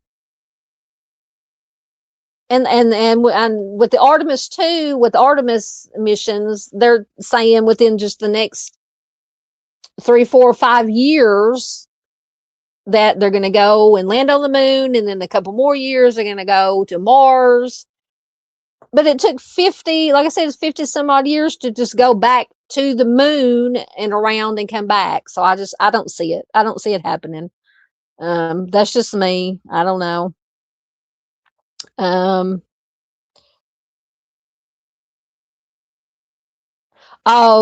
hate the AI phone. So Boston says, when I called the 1-800 Walmart for help, the new AI answered, said she was still learning. We got in an argument. You can get an argument with AI. We got in an argument because she would not transfer me to a human. Then she whispered the B word. Oh my God. I'm telling you. So there was an article that I read, and I can't remember what company it was, because there are different companies that are developing AI, but apparently they were going to try to turn this AI off, and the AI had become sentient enough to try to dissuade them, to talk them out of turning it off. So that is very scary to me. So that shows it has, its own, it's developing emotions and manipulation, maybe not emotions, but manipulation tactics. It's learned how to manipulate, so as not to turn it off, and basically, I guess you say, basically kill it or destroy it by turning it off. So that is very scary to me. And talking about these AI calls, what was I trying to do? I was trying to do something over the phone here a while back to renew something. I don't even know. I can't remember what it had to do with, but it was definitely an AI person. I mean, it got the job done. And as far as I know, it didn't call me any bad words. But I was just like, I told my mom when I got home, I said, that was an AI, an AI. It had to be. It just drove me nuts. JP says The Martian was really good. I know I need to watch it. The last really, it wasn't really alien or UFO, but like outer space movie I watched. What was it called? Is the one with Sandra Bullock and Gravity. It was Sandra Bullock and wow, his name just flew out of my head. Jeez. Where they were up at you know, was it Gravity? It was Sandra Bullock and shoot, I'm about to look it up. You guys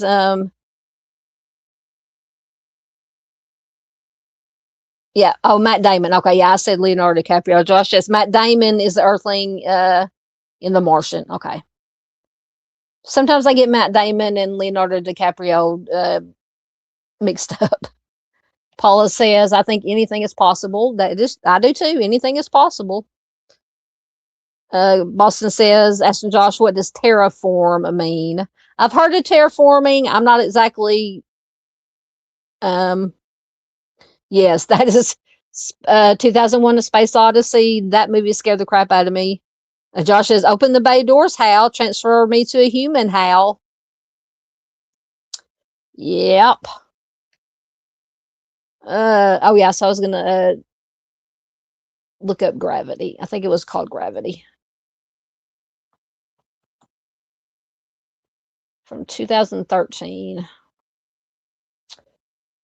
Oh, Gravity. No, I want the Gravity movie.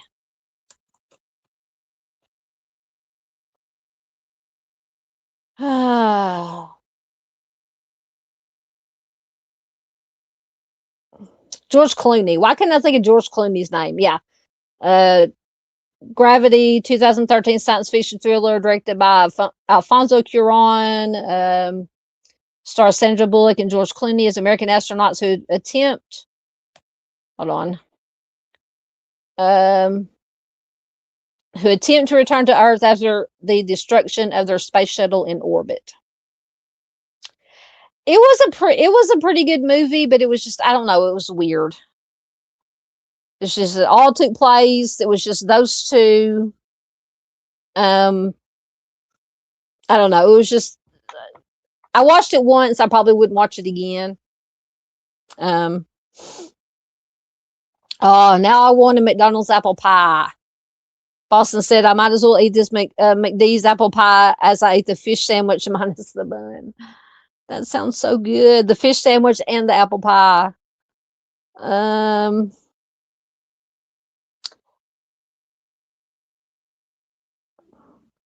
Okay, so terraforming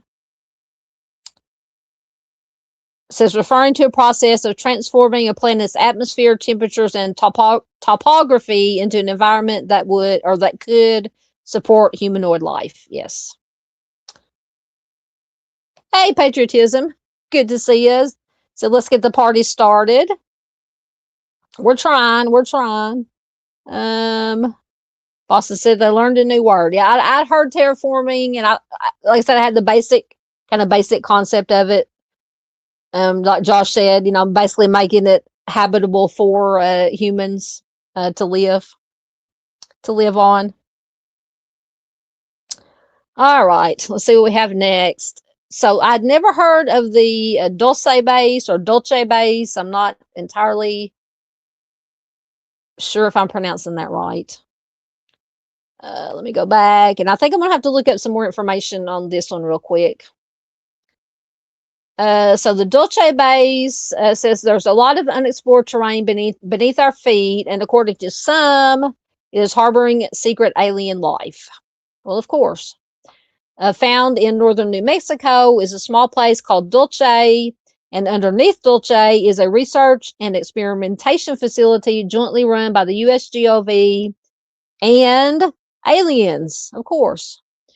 Rumors of the supposed Dulce base began in the late 1970s when a local businessman named Paul Benowitz claimed to have intercepted electronic communications between aliens and the secret underground base. Benowitz's claims included description of alien technology and human abductions, and residents of Dulce have continuously reported paranormal phenomena like mysterious lights and UFOs. So that is the basic. So let me see if I can find, I'm sure there's probably a Wikipedia page at least. Dulce base in New Mexico. Let's see. Let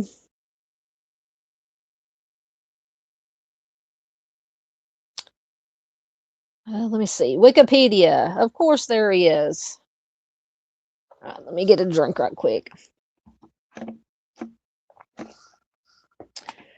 So Dulce base is the subject of a conspiracy theory claiming that a jointly operated human and alien underground facility exists under Archuleta Mesa near the town of Dulce, New Mexico. Claims of alien activity there first arose from Albuquerque businessman Paul Benowitz. Starting in 1979, Benowitz became convinced that he was intercepting electronic communications from alien spacecraft. So that reminds me in Signs, when they're using the baby monitor to listen to these weird sounds that the aliens are making through the baby monitor. Anyway, I love Signs. I haven't watched it in so long. I need to watch it. And that is where the let me find it. For anybody, bring your tinfoil hats. That is from Signs. It's one of my favorite scenes of the movie. All right. Anyway, back to Dulce base. Let's see. So by the 1980s, he believed that he had discovered a secret underground base near Dulce populated by gray aliens and humans. By 1983, Benowitz's claims appeared in the popular press. The story spread rapidly within the UFO community, and by 1987, ufologist John Lear claimed that he had independent confirmations of the base's existence.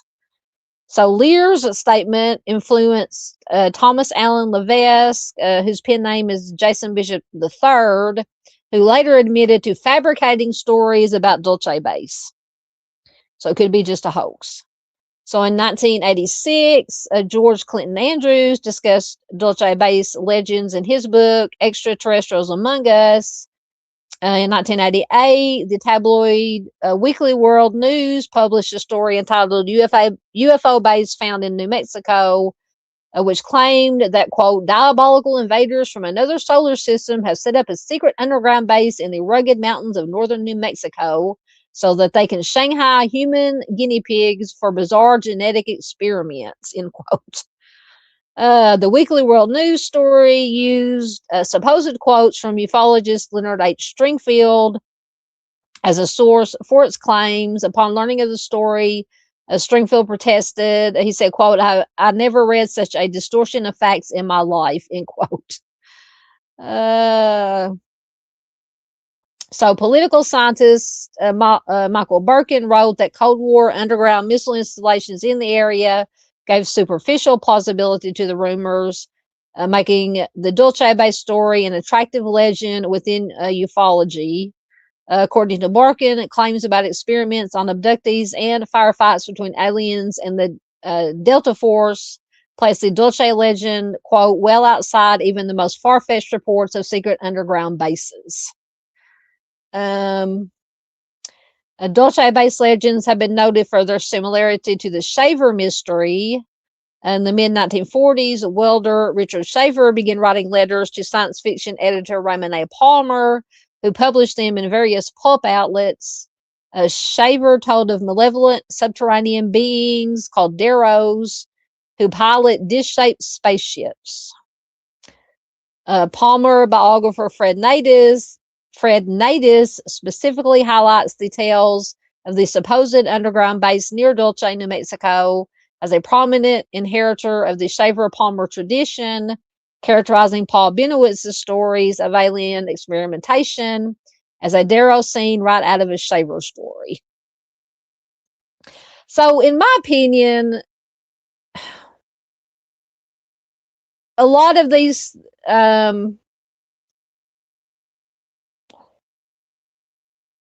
like Area 51, this Dulce base, supposedly, any other kind of mysterious things that people say or have something to do with UFO. If anything, in my opinion, it is. I hope that's a cat up in my window again. Oh, it is. Okay, jeez. Once again, the cat is jumped up on my windowsill outside, scared the crap out of me. Anyway, to me, I think, like Area 51, Roswell. To me, in my opinion, I think it's just the GOV. That's where they do like their secret experiments with advanced technologies, like maybe with wartime stuff, nuclear stuff, weapons, and they just kind of not really perpetuate the UFO alien thing, but they don't deny it. They say, okay, people think it's UFOs. They're not going to be paying attention to what's really going on. That's just my opinion. But as always, let me know what you guys think. Let me get back down to, let me see.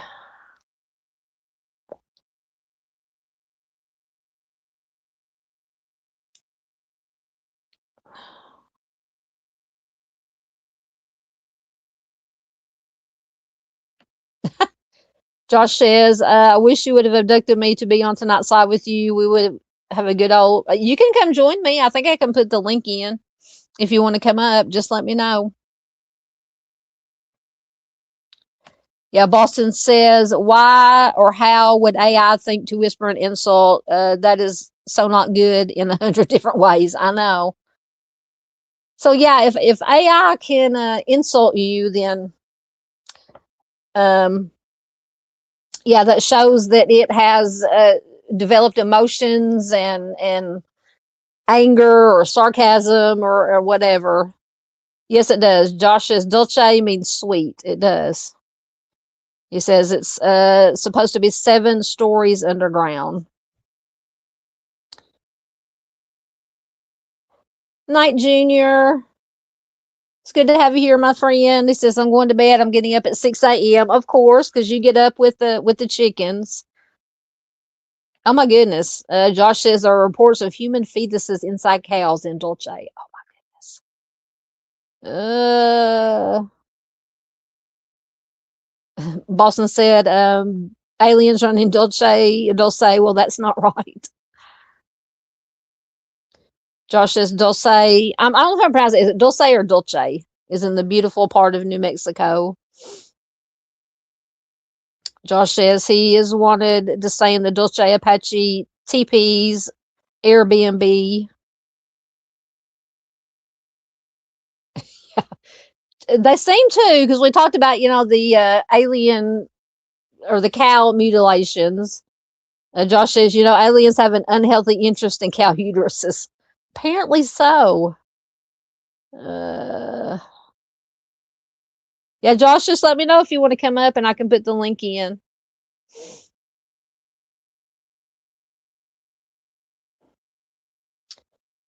All right. So now we have we're under attack. We're under attack by aliens.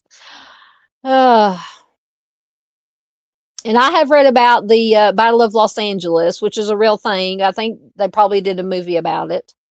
Let me go back to my right.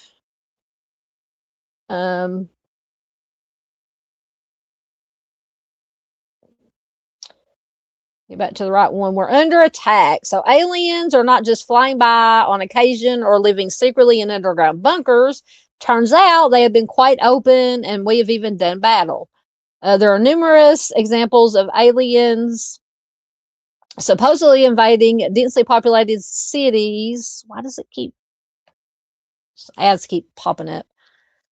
Look, made me lose my place. There are numerous examples of aliens supposedly invading densely populated cities, with Washington and LA perhaps being the most famous. In July of 1952, aliens supposedly visited the nation's capital, with mysterious objects even hovering directly above the White House. Talk about making a statement. 10 years before that, the West Coast was supposedly beset by a UFO, leading to the infamous Battle of Los Angeles, in which military forces actually fired upon the alien craft. The incident was blamed on a weather balloon, as they so often are. That's what the Roswell incident, they said it was a weather balloon. Oh, goodness.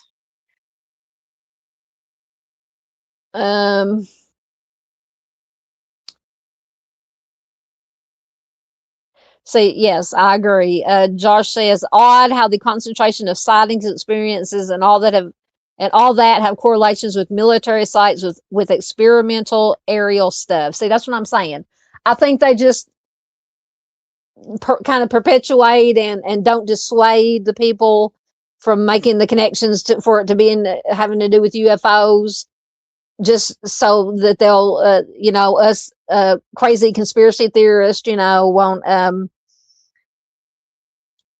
won't say that it's they're developing technologies, things of that nature. I agree, Josh. Yes, the Battle of LA. Yep. Let me look that up. I'm sure there's probably let me go to the right tab first. I'm sure there's probably they did make a movie of it, but I want the real the Wikipedia. There we go.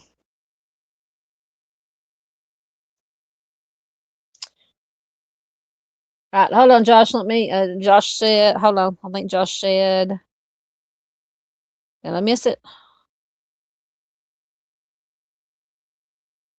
Oh, you're fine. You could just tell. Let me see if I can find the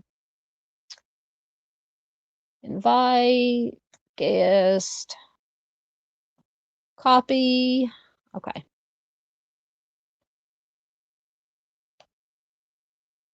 Paste. Okay, there's a link that should work.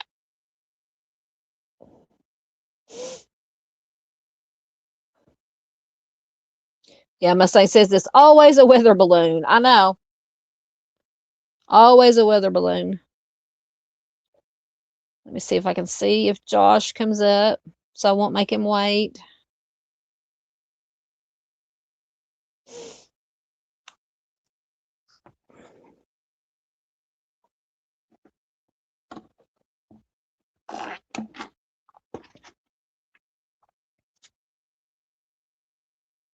All right, he says just a moment. No problem, sir.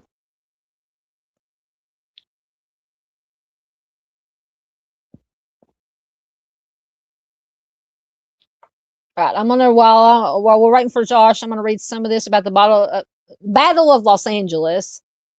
The Battle of Los Angeles, also known, turn my camera back on, as the Great Los Angeles Air Raid, is the name given by contemporary sources to a rumored attack on the continental United States by Imperial Japan and the subsequent anti-aircraft artillery barrage that took place late February 24th to early February 25th, 1942 over Los Angeles, California. Is that the right?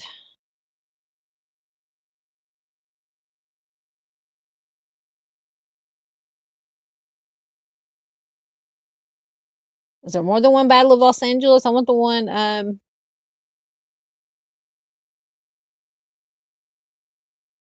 Okay, so when documenting the incident in 1949, the United States Coast Artillery Association identified a meteorological balloon sent aloft at 1 a.m. as having started all the shooting, and concluded that once the firing started, imagination created all kinds of targets in the sky and everyone joined in. So I guess maybe that's where the alien conspiracy came in.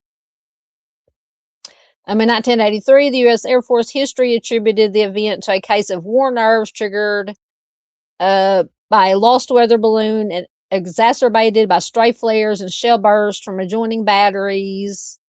Blah, blah, blah. But yeah. But yeah, there are real photos, and I think the one on the slide is an actual photo from like the lights that they were shining at the supposed UFO and trying to shoot it down. Oh, there's Josh. Hey, Don. Hey, buddy, How's it how are going? you? I'm a little tired, but I'm doing okay. Good, good. It's good to see you. Oh my goodness. Oh my goodness, that we're already talking weather balloons and abductions and Yeah. oh my goodness. Okay.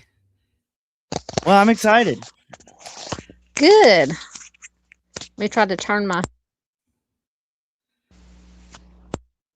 Okay, I had to turn my earpiece up a little bit. Okay.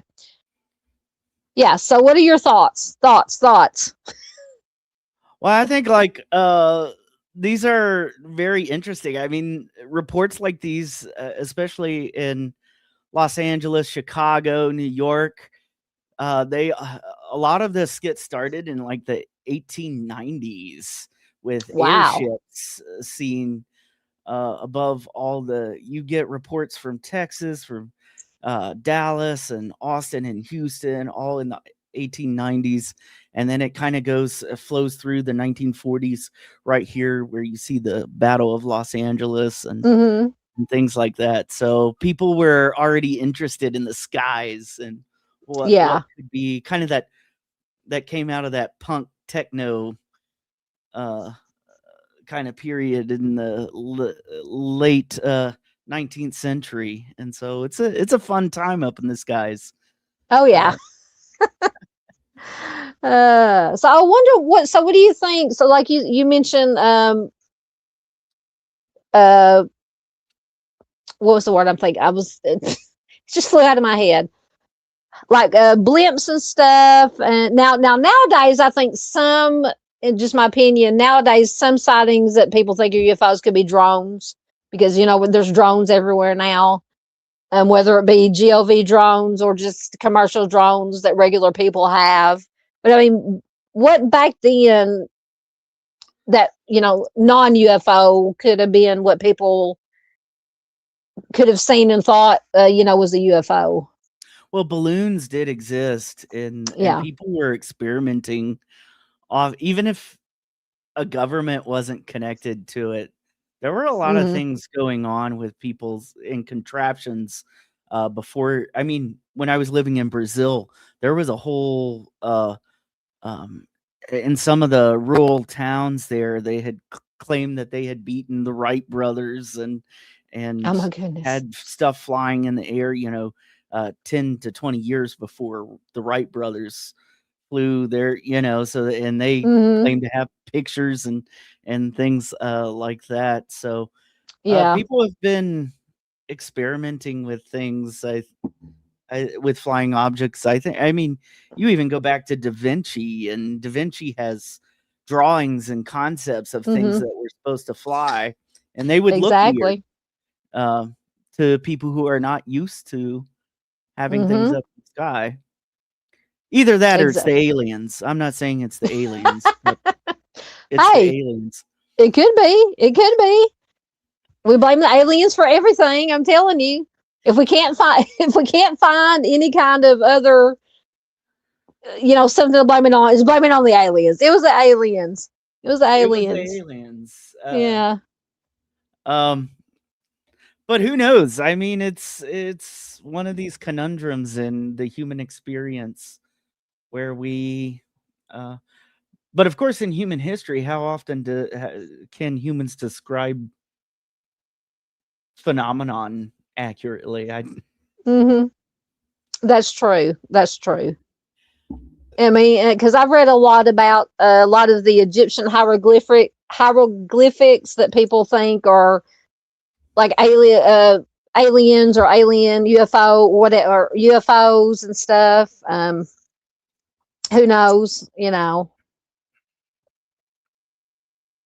Yeah, absolutely. And there's an angst, I think, that comes with strange things up in the sky, and Yeah. um and and with it kind of cites our own unease with technology and Yes. how much we don't trust our own environment here in a See, that's way. the way I am. I said earlier, I don't know if you were here, but I said earlier, somebody, I distrust AI and technology more than, or I'm more nervous and angsty, like you said, about technology and AI than I am about UFOs and aliens. I would much Mhm. rather meet, have an encounter with a UFO or an alien than like an AI or some kind of modern nefarious technology that's because think of all the things that we know about. So that means it's scary to think about the things that they haven't told us about. Mhm. You know what I'm saying? Yeah, Um, absolutely. I yeah, mean, I think about this too in terms of even when um I was reading the report on unidentified flying objects by um a lieutenant or captain Edward Ruppelt. It's a mm-hmm, fascinating. He's the one that who was led the Air Technical Intelligence Center ATIC for a while and wrote on Project Blue Book in 1956, mm-hmm, and just um but he was talking about how he wanted to dispel, and he was frustrated with the military reports that just said it was weather balloons, yeah, because even he was like, I don't think it's the aliens, but I don't think it's weather balloons either. you know yeah, yeah. They could have come up with something better than weather balloons. It's the weather balloon. Oh goodness, I don't know. Just yeah, um Mustang is mentioning Foo Fighters. Yeah, which I Absolutely. know the band, and I know Foo Fighters is a term for. Hold on. Once again, it'll probably bring up the band. Oh, if I could spell stuff right tonight. I know she's going to bring up the band. That's not what I want.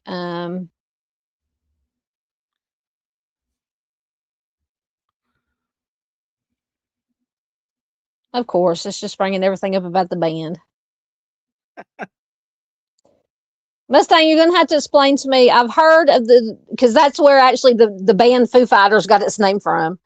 But I forgot exactly what they were. They had something to do with that with the. According to the spaced out classroom, um let's see. Oh, it has the same article that you have up there with the mystery air object, stuff like that.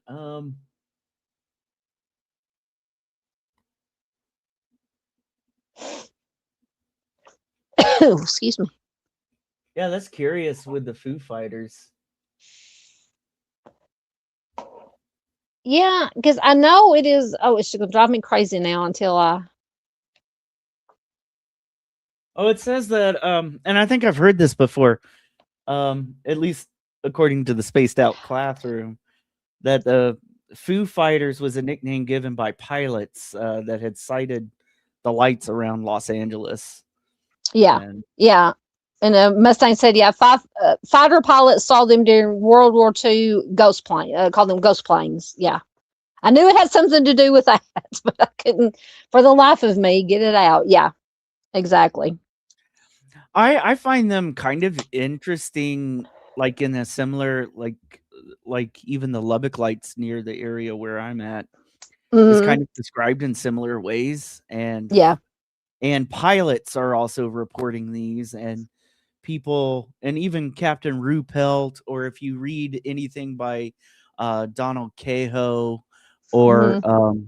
um, or um, or even Carl Sagan, who wrote on UFOs too, they go out of their way to really explain these are normal people reporting the phenomenon. Yep. And so it makes it harder to dispel any sort of, like, it's not a weather balloon. Yeah, it's not a weather balloon. Oh my Lord, it kills me. Matthew Hayes, a Canadian historian, said that when Canadian when their equivalent to the Department of Defense was trying to get information from Project Blue Book and from other military U.S. military resources, they were surprised at how often things were just labeled weather balloon, and when they would investigate themselves, they were often told that that was just what you were told to say, to put it down in the report, to kind of Exactly. end the conversation. Mm-hmm. Yeah. And Yeah. Ruppelt later writes that that actually creates more conspiracy. Like, if you're trying to tamp down conspiracy, if the evidence doesn't match it, you shouldn't put weather balloon. Exactly. And they wonder why, conspiracy theories start. That's the reason. That's the reason. Yep. So if you're trying to tamp down that, maybe not put weather balloon unless it actually is a weather balloon. Exactly. All right, let's see what we got next. Oh, so the aliens are living among us. So I mentioned They Live earlier. I love this movie, by the way. Have you ever watched They Live? Yes, I have. Oh my God. I've watched it a million times. I love Roddy Piper. Of course, I watched wrestling back in the day, so I knew him from then. And then when this movie came out, oh, good Lord, I love it. But going back and watching it nowadays, it's kind of it's scary. It's scary. It kind of hits on some things you just don't think about, Okay, so let me find. All right, so this is number 14. Aliens are living among us. Popular thinking suggests that aliens are an outside force, a distant race who visits or even attacks us on occasion, just on occasion, not all the time. But what if they are already here, secretly living amongst us? This theory bolsters that aliens are either human in appearance or have successfully adopted human traits, allowing them to walk the streets as everyday people and maybe even take power in the forms of powerful positions. This theory is perhaps best represented in John Carpenter's They Live, a horror comedy about aliens populating the ruling class and brainwashing society through various means of subliminal deception. See, that's the part that scares me too, because I do think that there are subliminal messaging in commercials, things of that nature. This is just my opinion, my conspiracy theory brain going. It says the concept was also used for social commentary in the classic Invasion of the Body Snatchers. So, thoughts on that? Oh, gee. Where do we start with aliens? I think, I think there's something in us that really extends to how we see our enemies. Yes. And we want to be able to perceive and trust. But I think there's something engaging and thrilling and titillating about thinking that. I mean, we see it in earlier literature, like Nathaniel Hawthorne, with masked people not appearing who they actually are, and so and not being who they say they are, and so you see that like in Good Mr. Brown, Nathaniel Hawthorne, and it's pictured in a puritanical society, but it puts masks on people, and I think I think it really delves to a mistrust of each other more than but it's easier to put it on aliens, I think. Exactly. Yeah, because you got some people think the aliens, are living among us with what, how we're making themselves look like us. And then we got the lizard people conspiracy that people talk about. So that's a whole other thing, the lizard people. Right, absolutely. And so we will develop different motifs and stuff. I think it's easy, or a tendency to put to make to make our problems or troubles are the ambiguity of all of the world, and put make them little green men, or put a scary face to them. We've done that for a long, going back to our oldest stories. We've made creatures that are alien and look different than us to describe the horrors of this world. Yeah, that's what I'll say. It like in our psyche, in our mind, that it maybe makes us kind of feel better just to say, oh, another human being couldn't do something so horrendous to another human being. It has to be some kind of alien or monster or lizard person, because human beings wouldn't do that to each other, although we know, unfortunately, it happens every day. We're in true crime. Exactly. We see it every day. And so I wonder if the monster is really us. It's just like Frankenstein. Who's the real monster in Frankenstein? Exactly. To me, Dr. Frankenstein was the monster, not Frankenstein's monster. I always thought it was the villagers that were the monster. The villagers too. Yeah, the villagers too. Absolutely. Well, it's kind of like going back to because me and Mom went to see Wicked, the stage play, again the other night. And, Elphaba was always, the Wicked Witch of the West, but in all sincerity, she, in my opinion, was the good one, the one trying to do good. And they just, kind of like the higher ups, I'm not, like the GOV, the higher ups, the elites didn't, trying to suppress people trying to do good today. But I've read all the books, the Wicked books, the series, and to me, Elphaba was the good one. So yeah, just my opinion. That's just my take from it. But yeah, absolutely. All right, so maybe aliens live among us. Aliens, lizard people, all of the above. Hey, there's my other brother. Hey, Bubba. This is my baby brother, for anybody who doesn't know. Yeah, I was going to text you and tell you that I was doing a fun live tonight. But he says, John the Carpenter has said They Live is a commentary on the upper classes' attack and manipulation of the middle class. Exactly. Because if you, like I said, if you go, because we were young adults when it came out. And so, it was all fun and games and ha-ha. But if you go back and watch it now, especially when they put the glasses on and you see all the signs, like there's one, I think it's on there, the one that says obey, and just different messaging. Very, very scary. And probably, like I said, I truly believe that they do put subliminal messaging in advertisements and things that we watch on TV. So that may just be my conspiracy theory mind going, but I believe that.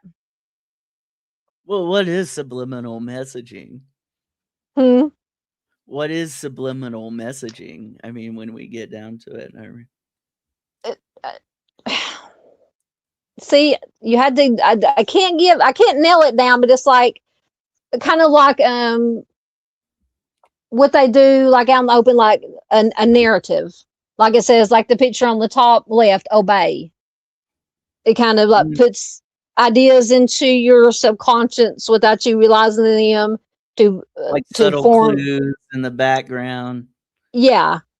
Like to, like obey or do this or do that or believe this and don't believe that. This is what's happening, look this way, don't look that way, and things of that nature. Yeah. Kind of like the backward masking that was back in the going to music back in the 80s, where they said that which had more to do with like devil worship and stuff like that. Like if you played the songs backwards, it had like satanic message. Backward masking had the satanic messages and stuff. You hear that like with the West Memphis 3 and stuff like that. Yes, yeah, and I think they blame Ozzy on doing it, and they blame all the metal bands, of course. Black Sabbath, Ozzy, Iron Maiden, like that.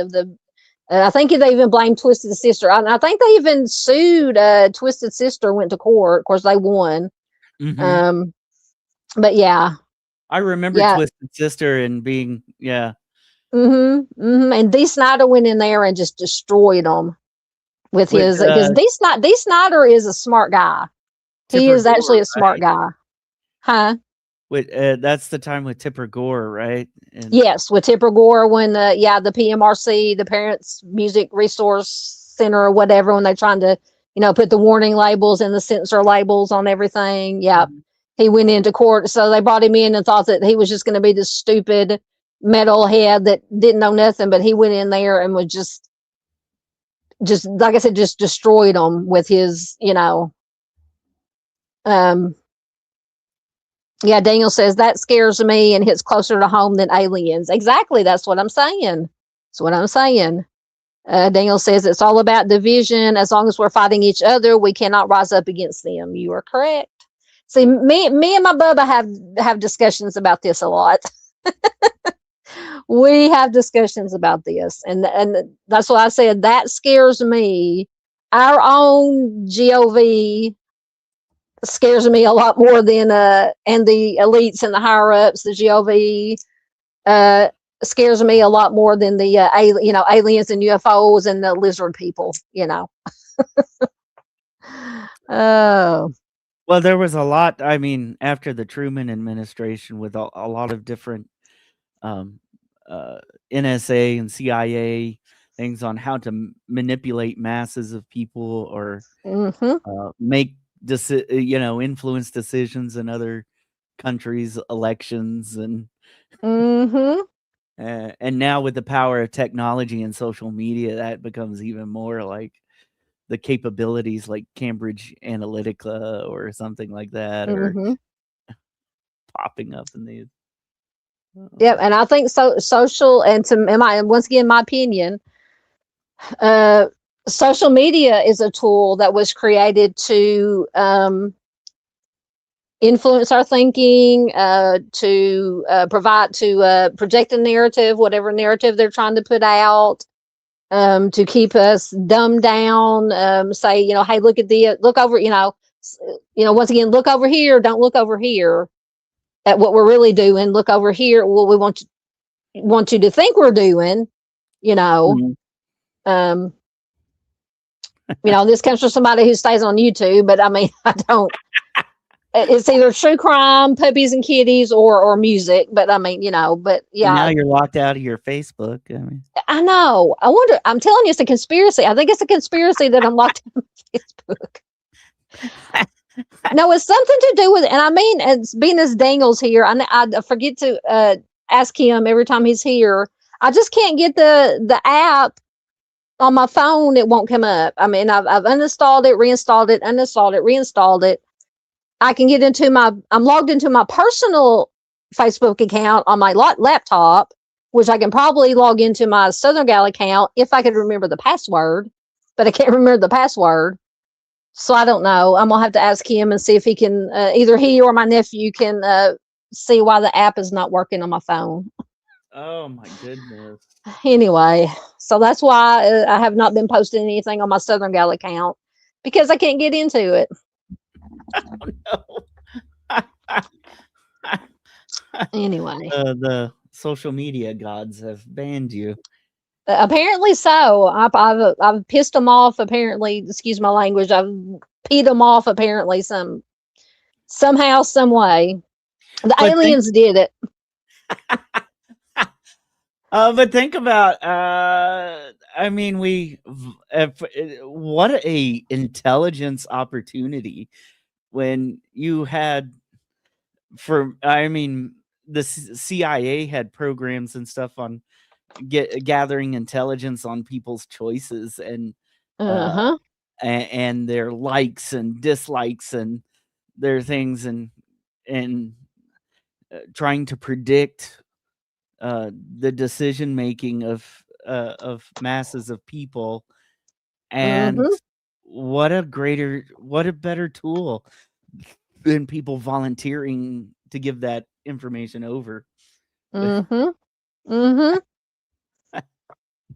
Yeah, and I've been watching this. There's this new show. I think it's on ID. It's called Conspiracies and Cover-Ups. My God, you guys, if you're into conspiracy theories and cover-ups, you need to watch it. They've done one on the mind control, hypnosis, to make people do things, you know, like I think they went back to one of the assassination attempts on Trump, the last one, or to hit him in the ear or whatever.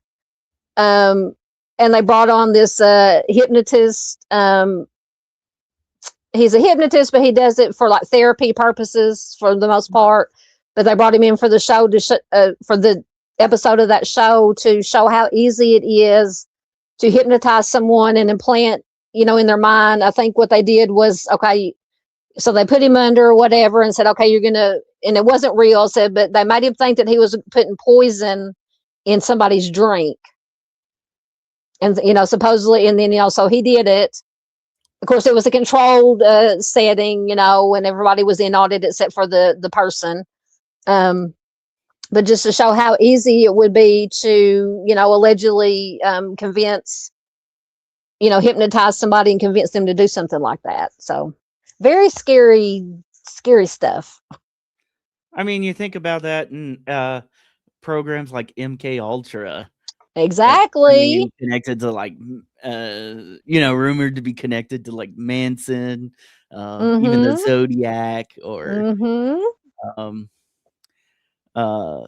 and to, you know, be the MK Ultra kind of gives you that, kind of concepts of Manchurian candidates, the potential of manipulating people unbeknownst to themselves, to do actions they normally wouldn't do. Yep. Because that, like I said, that theory was brought up in that episode about what possibly could have made I forgot the guy's name now, the one that he ended up getting taken out, last one that, you know, tried to assassinate Trump. But yeah. Oh yeah. Yeah, but it's so easy to, you know, they just demonstrated how easy it was to, you know, make somebody do this, you know, and the guy supposedly, you know, did remember a thing, after the experiment was all over with. So yeah, and back in the day, the MK Ultra, you know, when people started talking about the conspiracy theorists back then, they were called conspiracy theorists because they were talking about this MK Ultra. But once again, all these years later, it's proven to be true. So how many of these things that are happening today that people are being called conspiracy theorists about, in 20, 30, 40 years, are we going to find out that what's happening is true? My answer is probably a lot of it is going to be true, proven to be true. That's just my opinion. A lot of what's out there, I mean, the old adage, there's a kernel of truth in every rumor. And so I think it's just gauging how much, because there's with story and literature and things passed down, some things actually wind up being more neither as true as it's presented, but also not completely off base either. Yeah. And so I don't know. Sometimes I'm on the Occam's razor side and let the evidence kind of lead you where, and then others, I'm going, something doesn't sit right here, and the information I have doesn't necessarily explain it, but I know something's off. Exactly. Sometimes you just got that gut feeling that just something's off. Okay, so Daniel said, remember the convo we had about the GOV being behind hippie music? I don't remember that. You have to remind me. I've slept since then. The GOV being behind hippie music. I vaguely remember it. You're going to have to let me know. All right, so I think we covered the aliens, lizard people, whatever, Among Us. So we have okay. So the Majestic 12. This is one that I had, and somebody mentioned this. Maybe I can't remember who mentioned it. Somebody mentioned it earlier. But I think it was kind of proven to be a hoax. Interesting nonetheless. But it says also known as MJ12. So it's interesting. We have MK Ultra. We have MJ12. The Majestic 12 is an alleged secret committee created in 1947 by American President Harry Truman. The group was supposedly composed of high-ranking military officials, scientists, and government officials tasked with investigating alien contact and technology. This story shares some similarities with Project Blue Book, an Air Force study into various UFO encounters. Only that one was real, it says, about Project Blue Book. The Majestic 12 came to public attention in the 1980s when British ufologist Timothy Good published some old government documents supposedly proving its existence. However, the documents and the story as a whole is now regarded as a hoax. So I'm not in. Go ahead. No, go ahead. That's kind of the shaky thing about documents and I mean, going through government, if you've ever been through gone through the National Archives and Records Administration's NARA.gov and just looked at, there's a whole bunch of things labeled sanitized and classified and you'll have a lot of reports that look like reports that come out of your doctor's office, or coupled with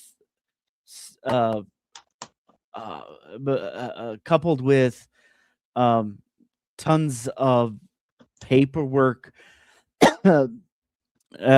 especially in these days, that are in there hardly any attempt to organize them, so you're left there with an ambiguous way of just trying to repaste, and then you're dealing with redactions and things like that. So I mean, it's hard to say, with like Timothy Good's publishing of old government documents and stuff like that, because you can put it out there and make it look like, because I've seen both things that have more evidence that they were hoaxes and somebody trying to get attention, and and then sometimes they're surprisingly not a hoax at all. Somebody's actually releasing information, and you can tell when the military is trying to get a hold of the narrative. Exactly. But the Majestic 7's pretty interesting, and it kind of comes up with the evolution of the kind of the convergence of the Office of Strategic Services and its development into the CIA. So you had a lot of people fighting for power and things, with the culmination of Truman here. And then you had those world wars that just, the post-war era is just full of angst and anger and loss. And so what are we left? We're left with a world that's, what did the poet Yeats say, there can be no more beautiful poetry after all this. Yep. So so I might have to look into more about this Majestic 12, but like I said, it basically says it was a hoax. So Who knows? That could be just the narrative they want us to believe once again. But it keeps popping up. I mean, Yeah. and with people connected from the Bushes, allegedly to uh, to the Dulles brothers being Alan and is it James Dulles? I think so, yeah. Alan and James, they were the Alan Dulles was the CIA director, and like prior to the war, prior to the start of World War II, they were in Switzerland with big intelligence, like corporate intelligence, like hubs where they sold information. Yeah. And it's so the Dulles brothers gets really roped into these things. Is there an element of the Majestic 12 that could be true? Like you said a while ago, you said there's a kernel of truth and everything. So yeah, I think there could be something to it. Absolutely. Yeah. There's even some reports of people from New Mexico being connected to Majestic 12 operations for the assassination of JFK, and somehow aliens being involved. And we talked about the aliens. We talked, that was one, I can't remember what number it was, but that JFK was killed because of aliens. Something to do with he wanted to release some information or something about aliens. Yeah. And release what really happened at Roswell. Yeah, exactly. Yeah. I think that every theory that anybody could ever that could be come up with regarding JFK has been come up with, from aliens to whatever. Somebody was talking about the orca whales killing the great whites. Maybe the orcas took out JFK. Who knows? When you have ambiguity in investigations and evidence and things like that, it's bound to foster a whole environment for conspiracy. Yeah. And the government and the GOV wonders why more people don't trust them, is because they if they would just come out and just give, like you said, don't be so shady and just so, about everything. Just, we know that they're not going to tell us the complete truth of any truth at all. But I mean, just some of the things that they come up with, are you like, yeah, okay, whatever. And it makes makes people distrust them even more. And it's just, I don't get it. Well, I mean, in the whole game of things, and if if the military, depending on everybody, is an enemy, and so you have to keep them in the dark, so that they don't necessarily know what you're actually up to. Yeah. Sometimes I think they, in some realms, I think, and there is some. I think there is some evidence out there that they kind of they think it's a good tool and mechanism, like the alien thing, to distract from what they actually don't want you to figure out. Exactly. That's what I've been saying. I think that's with the whole Area 51 thing. I think they just say they don't dissuade everybody, from saying that it was aliens. Yeah, well, yeah, in my opinion, because that they're probably most likely, in my opinion, this is just my theory, that they are working on some kind of new technologies, new weapons, new whatever, that of course they don't want anybody to know about. And so they say, well, let's just keep letting them think it's UFOs, and that way, it'll keep them distracted and whatever. Well, and I think if you're doing like aerial spacecraft and things like that, I mean, you can, it's oh no, it's not a UFO. It's a weather balloon. Yeah, the weather balloon. Yeah. And I think, and once again, just my opinion, I think a lot of what people see, like in Roswell or in, close to Area 51, that they think are UFOs, are probably new aerial technology that the GOV is testing out, testing. Mhm. But yeah, they're going to make, but they don't want us to know about it, of course. So they're going to say, yeah, well, yeah, it's a UFO. Yeah, UFO, whatever. Or weather balloon. Is a weather balloon. Yeah. So, yeah, it's all a sleight of hand. And like I said, don't look at this hand. Look at this hand, Right, absolutely. Um, it's curious.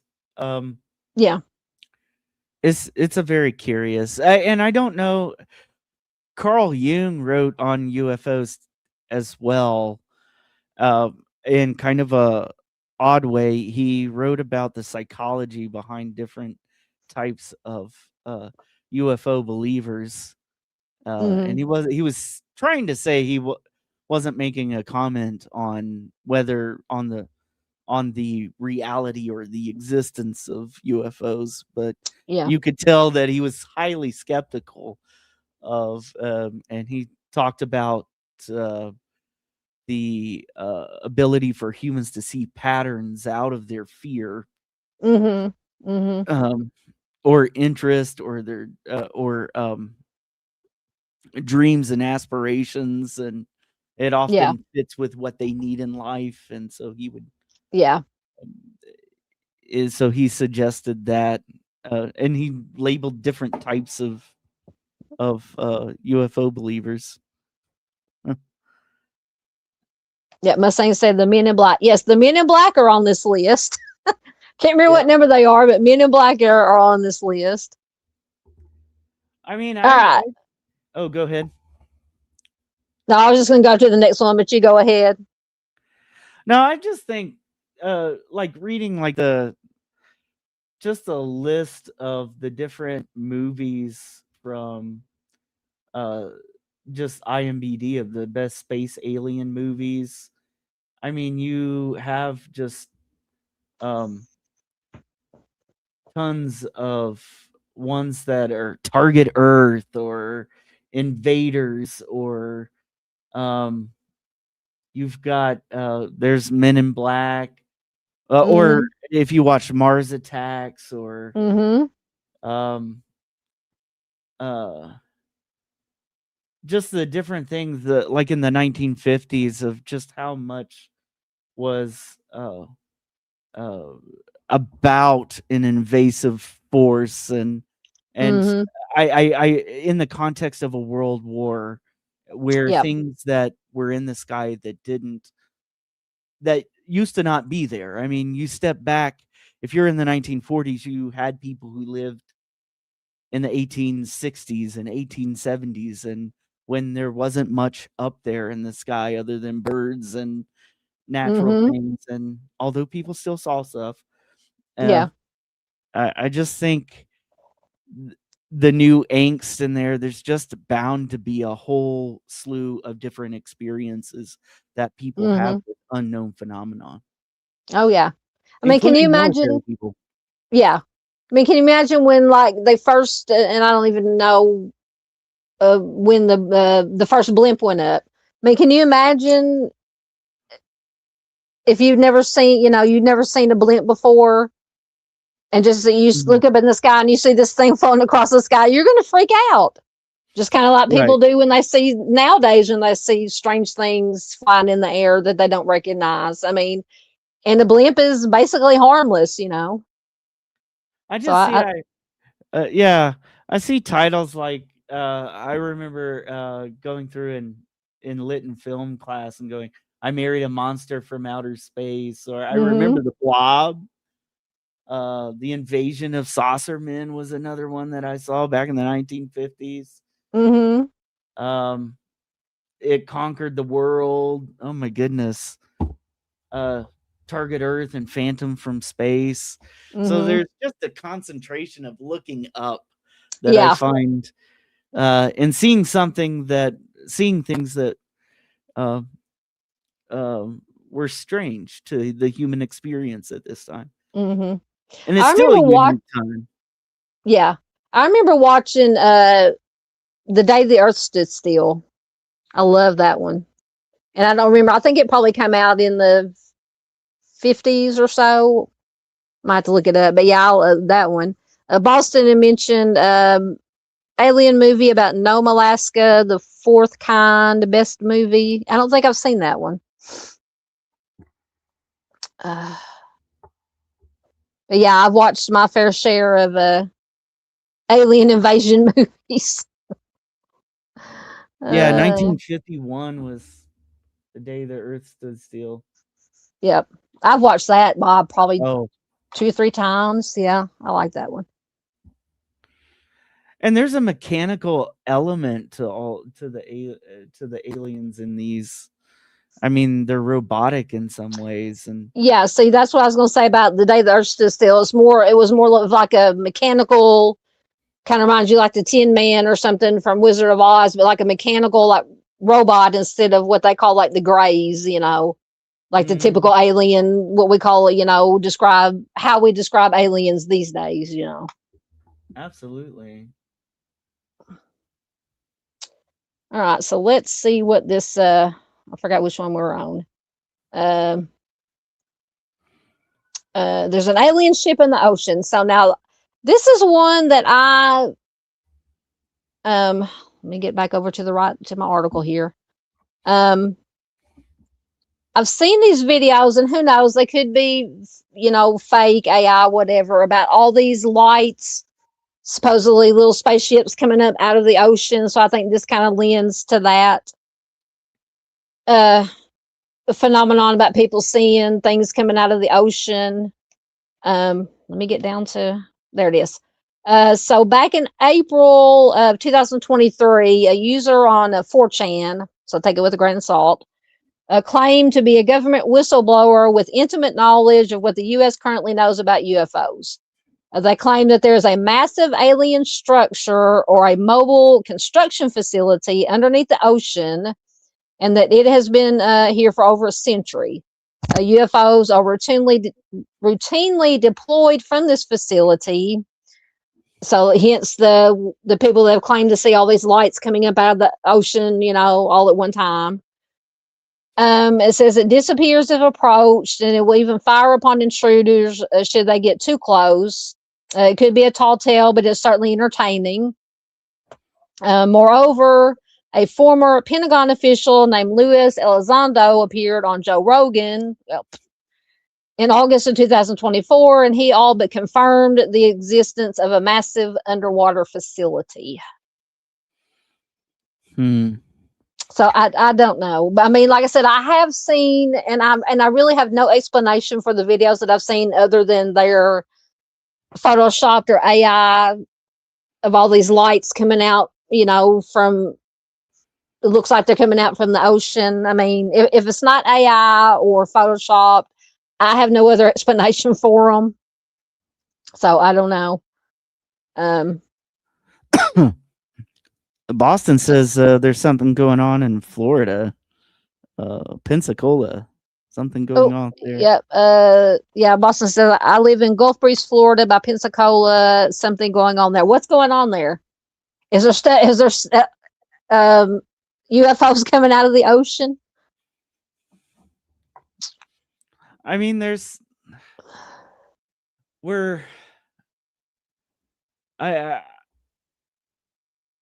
things are coming. These are coming out of the deep mysteries of it. I mean, the ocean is still a very unexplored. And I was just watching something on the what is it called, the anglerfish or something like that, where the males bite into the skin of the anglerfish, and then they become permanently attached to it, and they grow into the skin, and they're almost like parasitic onto the female, and they've got the grotesque eyes, almost alien, and yet they're part of this earth, and there's just so much there. You think 20,000 Leagues Under the Sea, or you think of Ahab's Well. I mean, there's just, but it's also a place of large trauma and death that the ocean has for us. And so when we look at it, it's very murky, and things that are could be. But on the other hand, not only could there be aliens, but all the stuff that we do, apparently, from the laying the transatlantic cables back in the um, uh, late 19th centuries, and the cables and the amount. I mean, there's just a lot of things that governments are doing down there that we just don't have anything. We just don't know about, and Exactly. and there have been underground facilities of or underwater facilities and things like that. So it wouldn't surprise me in some way. I always wondered that, the Stargate and the Stargate, these a network of alien who have been influencing affairs for millennia, Yep. and having secret in Antarctica and Yes, Antarctica. portals to different parts of the universe, and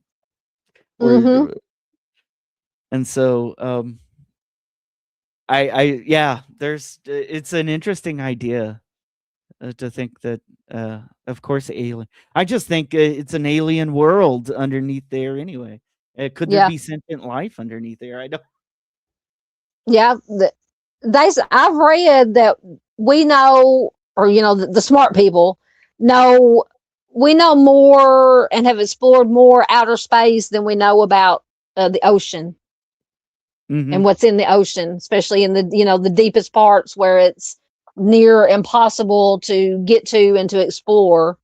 So yeah, there's definitely alien stuff down there. Maybe not like aliens, but what I would say you call like alien life forms that we just have never seen because they're just so deep down in there. That's another thing I learned from watching Shark Week every summer. So Boston said the talking about the Gulf Breeze naval base. See, once again we have the military installation. Naval base is right by there. Employs 16 to 20,000. Called Naval Air Station. And lights coming out of the ocean. That Naval Air Station tests all aviation of our military there at NAS, but there's also something else happening there. See, I think I remember reading things about Gulf happening around Gulf Breeze, Florida. Now that you mentioned it.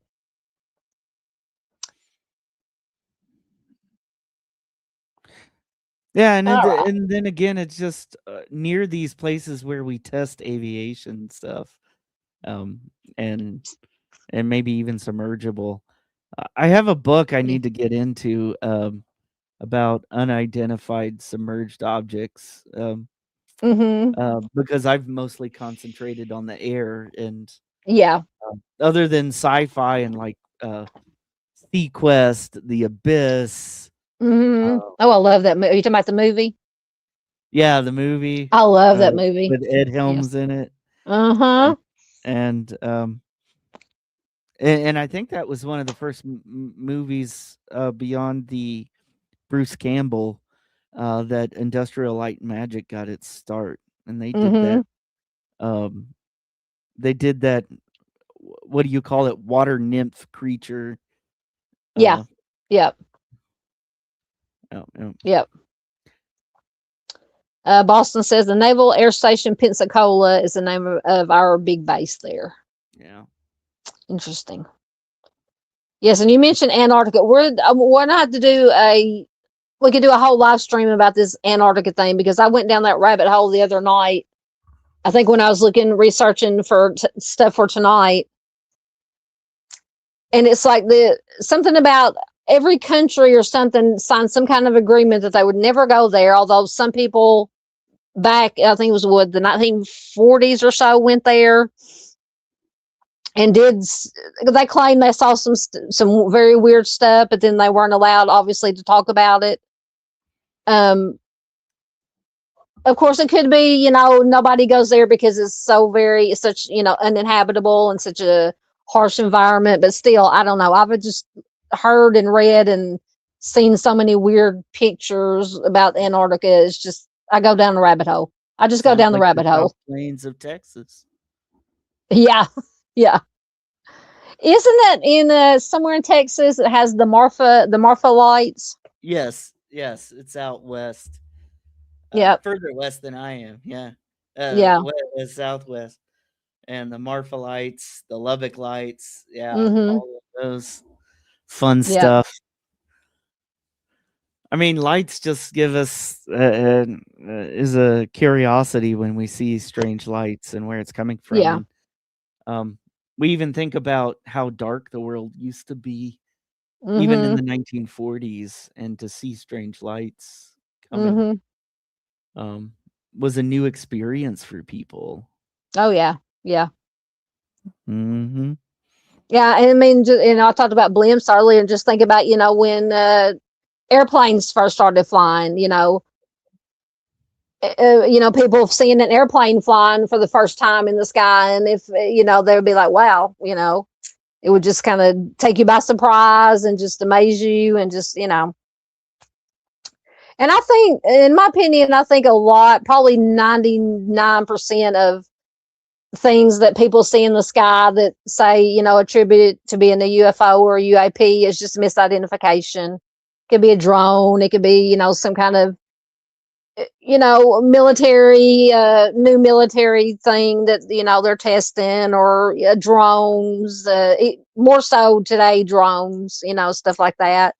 You know, but Well, I still think there is, you know, maybe like that 1% of things that I've watched, and I'm like, I really don't know, you know, for sure. well, and then there's also a part of Project Blue Book was identifying these um, flying objects, and sometimes they found that they weren't even military related. Private people with a lot of money do a lot of weird things. Exactly. Some private venture that they're doing, and you know, you think about what Tesla was doing, or some Mm-hmm. of the experience, and he there you go, lights again, and Mm-hmm. even where he was in, I think, Colorado, started Mm-hmm. conspiracies around there because of what he was doing and lighting up things, you know. And so I Mm-hmm. think sometimes I um I I've always been one to be very open minded about phenomena and stuff like that. But I Mm-hmm. also think you have to explore the least um nefarious, or the most, or Yeah. the more mundane structures of what this could be. And then Exactly. once you've eliminated the um uh impossible, you know, Mm-hmm. Mm-hmm. what's that Sherlock thing? Once you've eliminated the impossible, whatever is left Yep. over Exactly. must be the truth of some Yep. sort. So Yeah, Mustang says, do they make drones that look like spaceships? I'm sure that, well, to me, like just like little, of course, they're not as big, but like just a little commercial drones that, you know, normal people can buy, kind of look like spaceships. I mean, and they do, whether it be the GOV, or like you said, you know, millionaires with too much money on their hands, they do make what they call, like, and I've seen pictures of them, like SUV size drones. So it is totally possible that somebody could make a drone that does look like a UFO. Absolutely. Boston says us girls would pack coolers and walk out to the first sandbar in the Gulf Breeze. It was about a mile out in the ocean in summer. One day we lost 3 hours of time. Oh my goodness. See, that's another thing, losing time. You had to walk back in before 5 p.m. because I'm sure she's writing the rest of it. Mustang says, I've seen drones that look like tiny helicopters. Absolutely. Yep. I'm sure they can make drones that look like anything. Well, and And I drones have said, been around for a long time. I mean, yeah. even the what is it? What is the Avro car was a Mm-hmm. flying saucer shaped like thing in the 1950s and 60s Uh-huh. that I Mm-hmm. actually think probably was responsible for quite a few sightings of Yep. UFOs, and that was, um, and that was a combination of the Army and the Air Force working together to. They experimented with all sorts of shapes of flying craft. Mm-hmm. Yep. So Boston's talking about the sharks again. Nope, 'Cause shark. the ocean would get deep, and that's no good because of sharks. We were almost late because we lost 3 hours of time. See, and that's another thing that's mentioned with people that supposedly have had encounters with aliens or say they've been abducted by aliens is the loss of time. So that's brought up in just about every case that I've ever read is the loss of time. Yeah, you see it in episodes of Star Trek too when they're Yeah. abducted through a portal, and Mm-hmm. then they all have a collective experience, kind Yep. of having to go on the holodeck and describe their being cold and hearing tapping noises and Yeah. seeing cold instruments and stuff, almost like an operating room, and somehow their body had been manipulated. Mm-hmm. Yep. All right, let's see what we got next. Okay, so this one, I'd heard of this one before. I think I watched probably something on Discovery Channel or something about it. It's called the WOW signal. Mm-hmm. So this happened in the summer of 1977. There's a massive telescope at Ohio State University was searching the sky for alien radio waves. They said it was certainly a long shot. I'm sorry, Biscuit's crying out there. He wants in. He'll be fine. He can wait. Aw, Biscuit. His brother Tigger's out there with him. They can keep each other. They can keep each other company if they don't kill each other fighting. Anyway, it says it was certainly a long shot, but you never know. And on August 15th, it hit. Astronomer Jerry Eman was going through the data when he found a strong narrowband radio signal coming from the direction of Sagittarius. Eman circled the data and wrote "Wow" in red ink. Leading to the signal's now famous name. And despite continued efforts, it has never been replicated or rediscovered. According to many, this is one of the strongest and most legitimate pieces of evidence confirming the existence of extraterrestrial life, or it could be a natural cosmic event. We just don't know. So, like I said, I have watched TV shows about this. It kind of reminds me of the movie was the one with Contact with Jodie Foster, where it shows her sitting out there and they hear the little signal things, But yeah, I've always found this fascinating. I don't know if you've ever heard of it or not. Yeah, this is and you're right, Contact comes to mind. Mm-hmm. And I think, well, we're in such a new period of radio emissions, especially. We've just known about these things for a short period of time in the human history and narrative, and I wondered what we would do if we got, or would we recognize a communication from another culture, beings, whatever, from out there, and would they be close enough that we could, Mm-hmm. we're getting to the point. Don't start yawning. I know. Okay. Get that started. Don't start that. I'll start. I have a long day tomorrow too. It's no. Whenever you need to go, you can go. Oh no, I'm not trying to run you off, but I would be up anyway, and this interests me here because I Mhm. find uh, I find the human need to communicate with to see a other. Mhm. I mean, do we really need to know that we're not alone in this whole Mhm. big experiment? I mean, we're Yeah. thrown into this world. Did you ask to be here? Did I ask to be here? And and I think in some ways I mean, we just to understand our world, we need, what do they call it in, this is actually how you determine distances between um uh intergalactical uh, objects like planets and moons and stuff. Mhm. It's called parallax, and often Okay. thought it's where you have to have another reference point in order to get um Yeah. in order to get the distance of another. And I think we're looking for our other reference point as Mhm. beings Yeah. to understand ourselves. Is we need an other. Yeah. Yeah. And I I don't know if there that need is just where we're at, and this is an interesting thing. Is it a natural phenomenon, or is somebody trying to Mhm. communicate with us? Yeah. But I would think there we can't repeat it Mhm. apparently, or whatever happened here.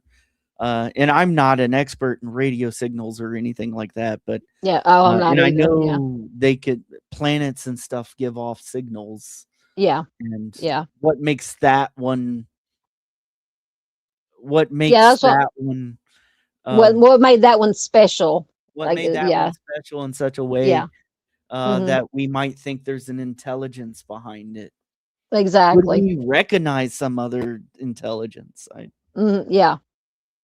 Yeah, because I go back to I was talking earlier about signs when they're using the baby monitor when some, the aliens are supposedly talking to each other, and all it was like a little like clicking sounds and weird, So I mean, Mhm. who knows? Who knows?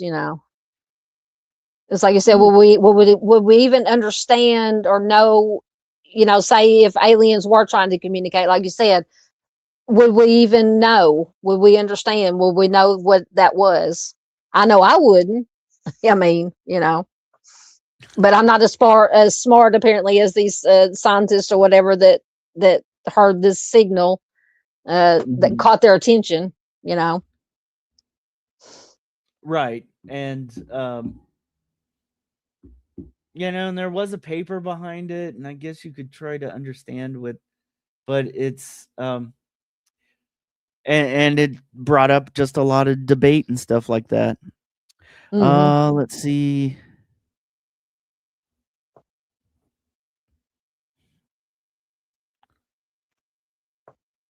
Where else? Somebody's still talking about sharks. We are all emotional, which never happened with any of us. So we were emotional, arguing that probably talking about something up. Oh yeah, talking about the time loss when they were out on the jetty or whatever. Yeah, that is interesting. Well, I have to have Boston on here to tell us that story That because I would be find that interesting. fascinating. Yeah, exactly. Time loss is something. I mean, we think about memory and this medium of life that we go through and how we all experience time differently.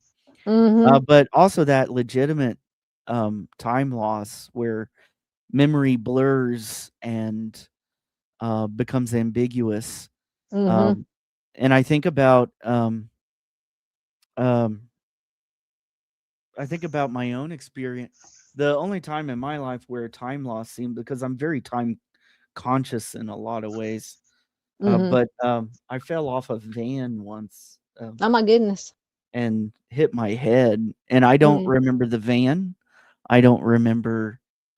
I just remember waking up in the hospital, mm, and I don't remember most of that morning. yeah, That before the incident happened, I don't remember. yeah. So probably definitely a concussion at the Yeah, very least, a but it traumatic was a brain loss of injury.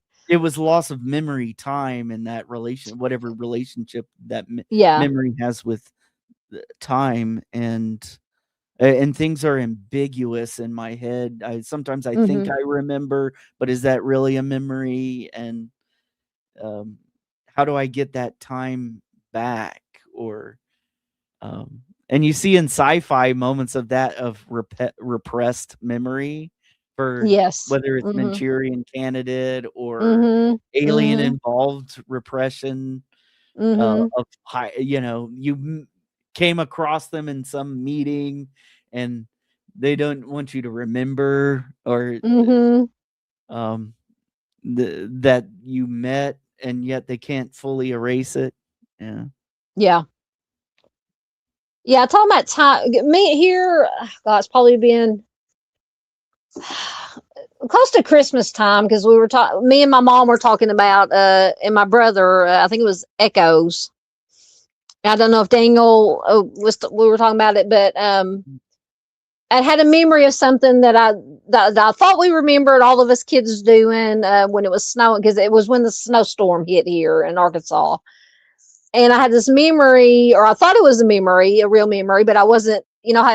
Sometimes I do this. I have memories. I'm like, well, I think it really happened, but I'm not too sure. Hmm. But I had this memory of like all three. My dad took like the hood of a car and turned it upside down and hooked it to the back of a truck, and then with the snow on the ground, and then pulled us down, up and down the road. So I asked my mom, I said, did that really happen? Or did I just, for some reason, make it up in my mind? She's like, no, it really happened.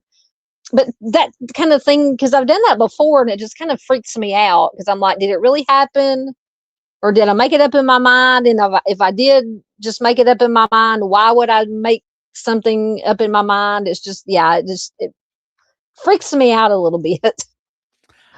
Uh, Well, and I think if we were to pull this back into a true crime I mean, people who face traumatic experiences like a crime or some sort of assault, and when they mhm. try to go back and remember it, They can't. Yeah.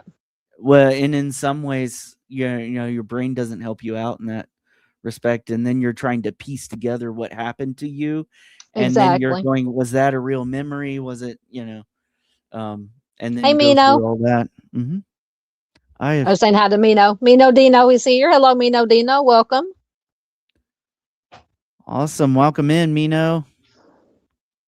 Boston says, I've never experienced time loss except that day. And I remember the feeling. The feeling of time loss is very unsettling. Yeah, I would think so. Dino says, I lost 3 hours last night. I drank too much. Now, I have to admit, I've experienced time loss that way. Drinking too much back in the day, back in my wilder, younger days. Oh, goodness. Hey, Miss Peggy. It's good to see you here. Missed the notice. You didn't get notified. You didn't get the notification. Well, I hate that. Oh, well, Um, welcome in. yeah, welcome to everybody who's coming in. But yeah, Mustangs like me. She says I lose days all the time, but that's because I'm old. Yeah, me too. I am old. All right, so Yeah. let's see what we got next. Okay, so this one is another one, kind of like something under the sea, and they say it in the thing, but as before I even read this, I'm like, that looks like the Millennium Falcon from Star Wars. But anyway, this is called the Baltic Sea Anomaly. So apparently, while treasure hunting in the Baltic Sea, a diving team from the Swedish initiative Ocean X found what is now known as the Baltic Sea Anomaly. So the large disc-shaped object bears a striking resemblance to the Millennium Falcon from Star Wars, a fact that has undoubtedly aided in the public's fascination. It has unique features that are not commonly found in natural underwater formations, leading many people to believe that it is alien in origin, perhaps a crashed UFO, or even a functional one hiding beneath the surface of the water. However, skeptics are not convinced, believing that the photo was too grainy to study and that the anomaly is likely just a glacial deposit or some other type of geological formation. I don't know. I have questions about this because I've always read and seen that like straight lines and corners are not really that common in non-man-made structures, if I'm putting that right. So to me, and I don't know how much this photo here has been enhanced. I'm sure it's probably been enhanced a little bit to make it a little bit more defined, but I don't know. I have questions about this. I don't know. I think the original one, I don't know what to do with this one because the original one, the original one doesn't look is much, like I said, it's much more grainy. Look as detailed as. Yeah, I'm sure they probably enhanced this one. Yeah, I mean, it's still a Millennium Falcon looking. Exactly. Yeah, that's the first thing I thought. Yeah, like I said, before I even read what it was, I'm like, that looks like the Millennium Falcon. I'm like, I watch way too much Star Wars, but that's besides the point. What is it like seeing Gumby on Mars and the feature that looked like Gumby? Like Gumby? Yeah, I've never heard that one. Yeah, there's a feature up there, and apparently it just looks like Gumby. Oh my goodness! No, I think remember Gumby. Yeah, I remember Gumby. Yeah, Gumby was creepy. I always thought Gumby was creepy. Oh God, yeah, I remember Gumby. Early 20th century also had the canal theory on the Mars, and people saw earthworks and and thought aliens were up there, and it gave a lot to our lore about Mars. Yeah, Dino said, we were talking about that earlier. Dino said, we know less about the sea than we do about space. That is true.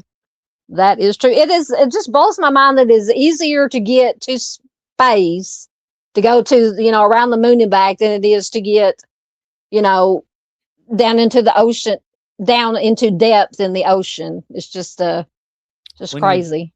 Because of pressure. Yes. Yeah. Much pressure.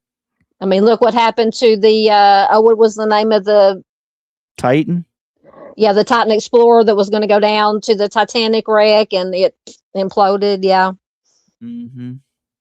I could do a whole live stream on that too.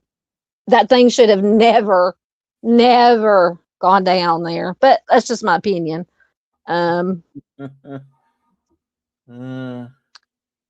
Yeah, so I don't know about this, but like I said, it is weird with the the straight lines and the you usually don't see straight lines in non-man-made formations, especially under the sea. But it's not unheard of, but it's rare. Just from everything I've read, I'm no expert, but I wonder, here whether we're talking Bigfoot or the grainy pictures of Bigfoot or Gumby on Mars or something. What's that phenomenon? Pareidolia. That's what I was trying to think of. Yes, because I think one of the on here is the face on Mars, or the face on I think it's the face on Mars is one of them, but I was trying so hard to think of that pareidolia last night. I couldn't think of it. I knew there was a name for it, but I couldn't think of it. But anyway, this could be sometimes when I get more detailed pictures of a phenomenon that's supposed to look, and then I'm going, I look disappointed. I'm like, really? Is that what? That's so obviously a natural phenomenon and not. Yeah. Thank you, Mino. Mino sent a $2. Always a great show. Thank you so much, sir. Oh, we get to put a cow in the pasture. Hold on. I got to wrangle the cow. The cow always likes to hide from me. Here we go.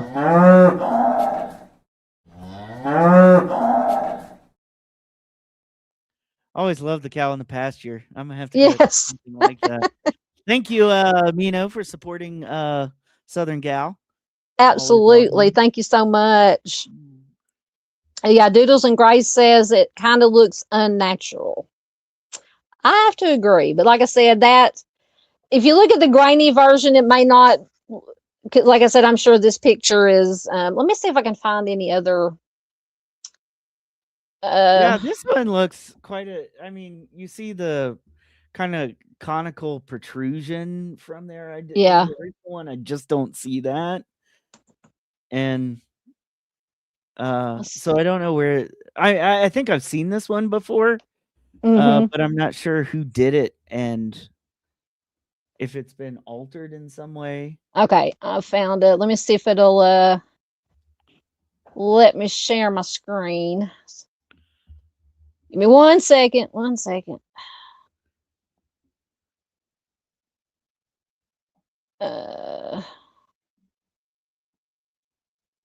Might take it a minute for it to come up. Yeah.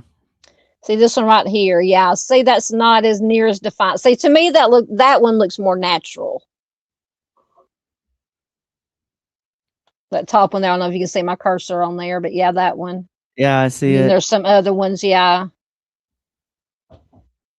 Yeah, but to me that looks more natural. And even that one looks more, yeah, it looks more natural. And I always get a little bit more question when there's these expeditions for wealthy people to go and see these things. Mm-hmm. And that's coming from somebody whose great-great-grandfather was a trick cyclist and a showman. Oh, really? On the east, and he would have all sorts of fanatical, fascinating claims to get people to buy tickets to come see his stuff. So yeah. Oh, Dino said my internet keeps cutting out. We had a tornado outbreak earlier. Yeah, there's been tornadoes popping everywhere. And I can't remember where exactly Dino was at, but stay safe out there, Dino. Exactly. All right, let me stop sharing that because it always is that oh Dina's is that the Harry from the Hendersons, Harry and the that's what it looks like. Oh, his avatar. Yeah, that's I haven't thought about Harry and the Hendersons in so long. Yeah, that's what it looks like. Oh God, I haven't watched Harry and the Hendersons in oh my God, I don't know how long. Oh my goodness. Yeah, Dino's in northern Wisconsin. Yeah. Yeah, they were having lots. I mean, I was watching I'm a weather geek, among other things. So I was watching the Weather Channel when I got home from work, and they had, I mean, just at one time a whole line of tornado warnings going all the way up from like Wisconsin all the way down through Kansas, Oklahoma. Dino said Harry is my brother. Oh my goodness. Isn't there supposed to be another Arctic blast or something next week? God, I hope not. I'm tired of almost pushed the wrong button. I'm tired of cold weather. I know it's supposed to get colder here this weekend here in Arkansas. Well, down to the 60s. I mean, cold for us, you know. Yeah, that's shorts weather for other people, but here in Arkansas, to me, 60s and 50s are just a bit chilly. Anyway, all right. So what do we have next? So the alien autopsy. Do you guys remember when this? I think it came out in 94, 95. Of course, it's been debunked as a hoax, but I remember watching it. I can't remember at the time if I actually believed it. I think maybe 1% of me kind of almost believed it, and then the other 99 was like, "Nah, it's fake." But it's interesting nonetheless. Let me find it. So the alien autopsy. So it came out in 1995. So this comes from a So if you're into aliens and UFOs, chances are you've seen that grainy black and white footage of an alien autopsy. Now this comes from a 1995 documentary called Alien Autopsy Fact or Fiction, which supposedly shows a real alien being dissected back in the 1940s. Now, the documentary was an enormous hit, with many people believing that the footage was real. In reality, the footage has been thoroughly debunked, and even those involved in its production have admitted that it's fake. So kind of like we were talking about Bigfoot earlier, kind of like the Gimler whatever video, the most famous, video of the Bigfoot. They even came out and said, yeah, it was fake. It was a guy in a suit. But regardless, some people still believe that the footage of the alien autopsy is real, either not believing the admissions and evidence or believing they are fabricated to cover up the genuine autopsy. So yeah, I remember watching this. And Jonathan Frakes from Star Trek was the narrator of this one. Really? I forgot that. Yeah. I wonder if you can find it on streaming anywhere. I would love to watch it again, just to laugh at it and say, how could even 1% of me have thought that it was real? Oh my goodness. I think I've seen it somewhere, like on Prime. Really? I have Prime. I'm gonna have to look and see if it's on there. Miss Peggy says, my sister is in New London, Wisconsin. They are totally flooded, can't leave their homes. Oh my goodness. Dino said it was almost 85 degrees earlier. Now it's 30. Oh my goodness. I'd be freezing to death. Yeah, it's on Amazon Prime for $2.99.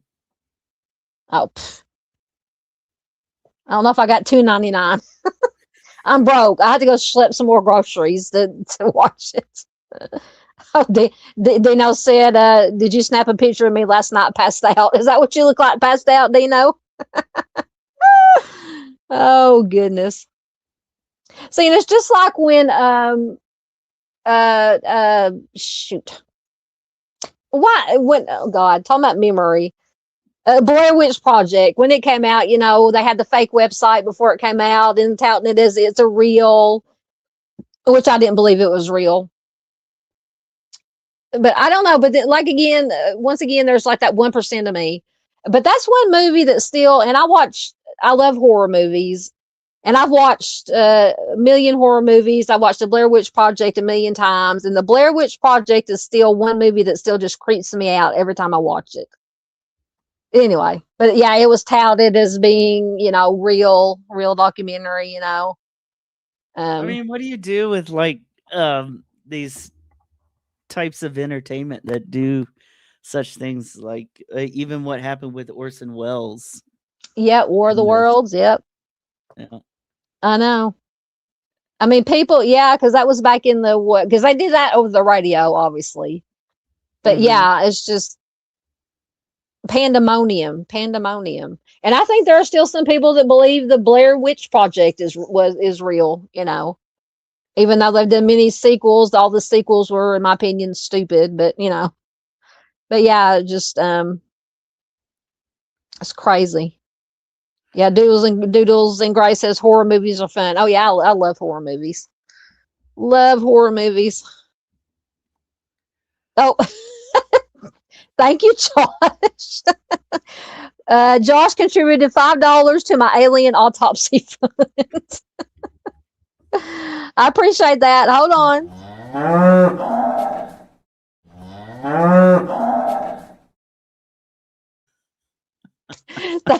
Thank you so much, my friend. I knew I liked you for some reason. No, I'm kidding. I like you for many reasons. Oh, goodness. Thank you so much. I appreciate it. Oh, goodness. I think, that it was like a hoax of this, just that to put this together, and that it got so many people. But then again, you always have this grainy film. Why don't you just do it in? I guess they do the grainy film just to make it look more believable. I don't know. How is it? When I see grainy film, that's the first thing that pops in my skeptical mind. Like, come on, It's a dead giveaway. Yeah. yeah. Oh my goodness. Yeah. But So I remember. Oh, go ahead. No, you go ahead. Oh, I can't remember what I was gonna say. Now you sound like me. I It's can't think of getting- nothing. Yeah. It's getting late. So Peggy said my sister's upset. It can't do DoorDash because of the flood. Oh my goodness. I did DoorDash for like 2 minutes. I found out, of course, in the small town I was doing DoorDash in, you couldn't make any money, and I'm sure in bigger cities and markets you can make pretty good money doing DoorDash. So I just stick to Spark. I can make good money doing Spark, but yeah, I definitely would not be out doing DoorDash or Spark in the flood. Yeah, Dino has a good point. He said maybe it will be good after it dries up. Some cars won't run, and she will get more deliveries. Oh goodness. All right, so we have next. We have so this one has always, this is the Pentagon videos. So I've watched several TV shows, documentaries about this. Now I find these very I'm divided on these. I mean, to me there's something. I mean, I don't know if they're man-made, but it looks like because actual pilots or air military pilots saw these and they claimed they didn't know what they were. So I mean, were they lying, or was it something so top secret that they didn't have the clearance to know that it was some kind of, government man-made thing that they were testing out? But anyway, so with the release of this footage, we were instantly transported back to the mid-20th century, with UFOs being mainstream news and a wide swath of the population believing in the existence of aliens. The famous Pentagon videos show a number of what appear to be flying objects speeding through the sky.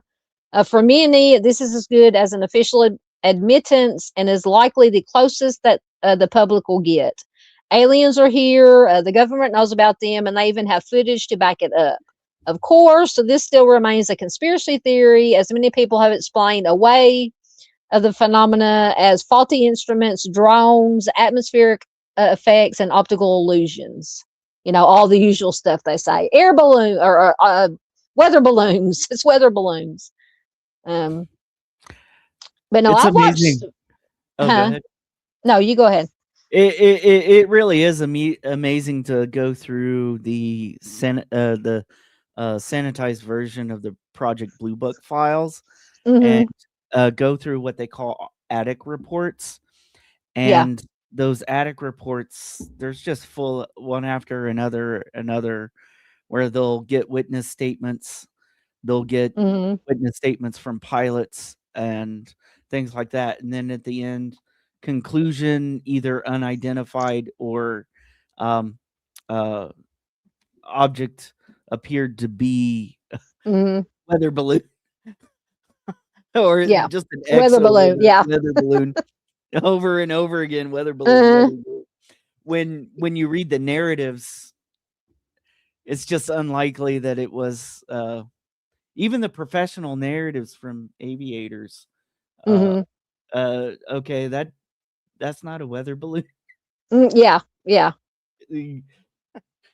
because I mean, I know weather balloons can go really high, and I don't know how far up the military pilots were when they saw these. And yes, Dino asked if that was the Tic Tac video. Yeah, yes, that's what people have called the Tic Tac video, because the little image there, which is, you can see there on the thing, it looks like a Tic Tac. Yeah, so I don't know if a weather balloon could go that high. Like I said, I don't know how high the pilots were when they saw this, but I don't know. I've just always had, like I said, I've gone back and forth on this one. I don't know. There's a Marine Corps aviator, Donald Cahoe, that's pretty interesting. He wrote books like Flying Saucer are real. He wrote in Variety, and he basically in the Flying Saucer Conspiracy. Each one of his books just get more fantastic with his concept that the Marine Corps and the Air Force and all that were deliberately canning reports that were due to be sent out. Anything that would suggest it's other than a common aerial phenomenon, or so. If it really was those things, why are we hiding documents Exactly. and not letting a report on a weather balloon come out? That Exactly. was his big. Yeah. Well, if it's a weather balloon, release the data. Exactly. Yeah. Anyway. Yeah, I don't know. Peggy says don't know how much she will be able to DoorDash. All the stores are flooded. Oh my goodness. It could be a bit before they can reopen. Yeah. Yeah, flooding is not good, obviously. Obviously. All right. What do we have next? Men in Black. Oh, yes, the Men in Black. Now I want to watch the movie again. So here come the Men in Black, the Galaxy Defenders. That is, according to those who believe that there's a major plot underway to keep the alien UFOs a secret. Well, apparently not so much anymore, because the GOV talks about them all the time now. Within ufology, these agents are said to be mysterious government workers who coerce UFO eyewitnesses into silence with their little pen, magic pen. Look into the light. So if coercion doesn't work, then they will allegedly resort to more drastic measures. John Keel, the famous author of the Mothman Prophecies, that's a whole other rabbit hole, took it one step further and called the Men in Black demonic creatures. Of course, there's no solid evidence that they even actually exist, but since they're supposedly top secret agents who are meant to be stealthy, this theory certainly helps ufologists explain the apparent lack of alien spacecrafts. Oh God! So whenever, like I said, whenever they mention Men in Black, I always think of the movie. I love that movie. And I think, honestly, if Tommy Lee Jones ever showed up at my door, I would probably let him in. I would definitely let him in. That's just me, though. Anyway, but I love Tommy Lee Jones, so come on in, come on in. I might let Will Smith in. I don't know. Definitely let Tommy Lee Jones in. Yes, Will. Dino said Will Smith is one, right? Yes, Tommy Lee Jones and Will Smith. God, I'm gonna have to. I'm gonna be up all night, the rest of the night, watching movies. In a oral history that I read for the phenomenon that happened here in Lubbock, there's one of the professors who saw the phenomenon was interviewed by the Lieutenant Ruppelt that I had mentioned earlier, who published the book on unidentified flying objects in 56. But he describes being very, having two people there and the investigation the interrogation kind of going in this way. And he was really concerned as a professor. They weren't taking notes, and I've always thought professionally, and they didn't appear to have a recording device, and he was just curious about that, and sets up this ominous thought that they weren't there to get necessarily information from him, like to get new knowledge from him, but to determine how much he actually knew. Yeah.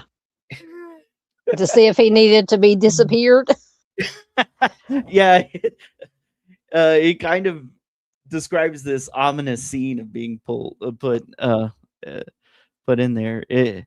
There's Prime also has this series called the Project Blue Book, where episode 3 is about that phenomenon, although it doesn't look like anything in this area. So Yeah.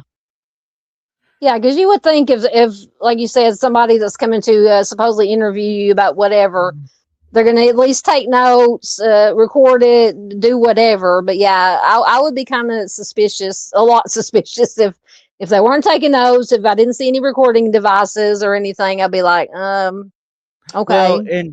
and he was an engineer, and so he had highly technical measurements that he had taken, and he was curious that that they weren't taking notes on the data he was telling them, because maybe they already knew about the data.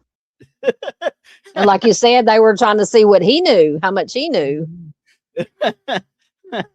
Right, that was his comment. Yeah. In the oral history. Wow. That he didn't say if they had any flashy lights that they flashed at him, did they? No, but he did describe a two man, that were very stoic people. Yeah. Now I have also read stuff about, people claiming that, what they call Men in Black had come to their door and asked them like weird questions and stuff. But you always take that kind of thing with a grain of salt. But like you said, and a lot of times there is a grain of truth in a lot of stories. So you never know. Yeah, absolutely. All right. So now I'm gonna have to try to find Men in Black and watch it either tonight or tomorrow, because I probably won't work tomorrow because it's supposed to be raining. So I'll be spending all day tomorrow watching UFO movies. And Alien Autopsy. And Alien Autopsy. Yes, I will watch. Paid my $2.99 thanks to Josh to watch Alien Autopsy. So this is another one that I hadn't heard of. It's called The Black Knight. So back in 1998, the STS-88 mission snapped a startling photograph, if I can talk. A long black object appeared to be orbiting the Earth. Naturally, the conspiracy theorists immediately got to work and claimed that this was an ancient alien satellite called the Black Knight. So whenever I think of the Black Knight, I think of Batman. Anyway, so this wasn't the first time the idea of such a device was floated around, but it did help it gain traction. Believers say that it's been circling our planet for over 10,000 years, and that NASA has been keeping it a secret from the general population. Well, apparently, NASA, if it's supposed to be a secret, NASA hasn't been doing a very good job of people know about it. Anyway, however, NASA claims that this Black Knight is actually just space debris, which I tend to believe that's what it is. Lost my place. With a prominent journalist named James Oberg further suggesting that it is a thermal blanket. Now, I don't know what a thermal blanket is. But yeah, it looks, I don't know. Well, the thermal blankets are they were developed by NASA for astronauts, but a lot of people use it for hiking nowadays. Yeah. It's almost an aluminum looking, very thin. You can pack it up really tight, but it will keep you very warm, even though it looks like it shouldn't. But but in an odd way, thinking about how a thermal blanket would look in space, I was thinking, how would something like that get into space? Or maybe there's some kind of different like space thermal blanket that they were talking about. I don't know. Well, I could see it being used for equipment. On the way up there, and maybe if you had the space shuttle, the pod bay doors open, and something escaped, a thermal blanket escaped off of one of those as they were trying to move the equipment around. I don't know. I'm not an expert. No, that makes sense. I didn't think about that. But I could see that if we're going with a more natural phenomenon. Yeah. But then I'm Dino, like, I was where did we gonna get ask Dino what pizza fries are. That sounds good. Anyway, go ahead. the pizza fries? Yeah, he says pizza fries done. I'm ready for the night now. Pizza fries sounds good. Anyway, Pizza fries. I remember years and years ago at Albertsons. I used to love it as a kid. Pizza cheese. I would get pizza cheese. pizza cheese. What's pizza Yeah. cheese? It was kind of like a spicy. It didn't have pepperoni in it, but the pepperoni, and I would melt it with tortillas, make like a quesadilla Oh yeah. with pizza cheese. Oh, that sounds good. Y'all making me hungry with all this food talk. It's too late for me to be eating. I'll be Pizza up all fries. night with a tummy ache if I ate it Is that just 11:40 like at night. pepperoni and cheese or something over fries? Is that? I don't know, but it sounds good because I like pizza and I like fries. So put those together and I'd be in heaven. But I wonder where, just this, where the information about 10,000 years. That's what, yeah, Mhm. I wonder that too. 10,000 years. I'm like, how did they know? I mean, unless somebody left an oral history from 10,000 years ago, how would they know that it's been floating around for 10,000 years? Was the shape on the pyramids, or, Possibly. I'm telling you. was it People in are, hieroglyphics, or?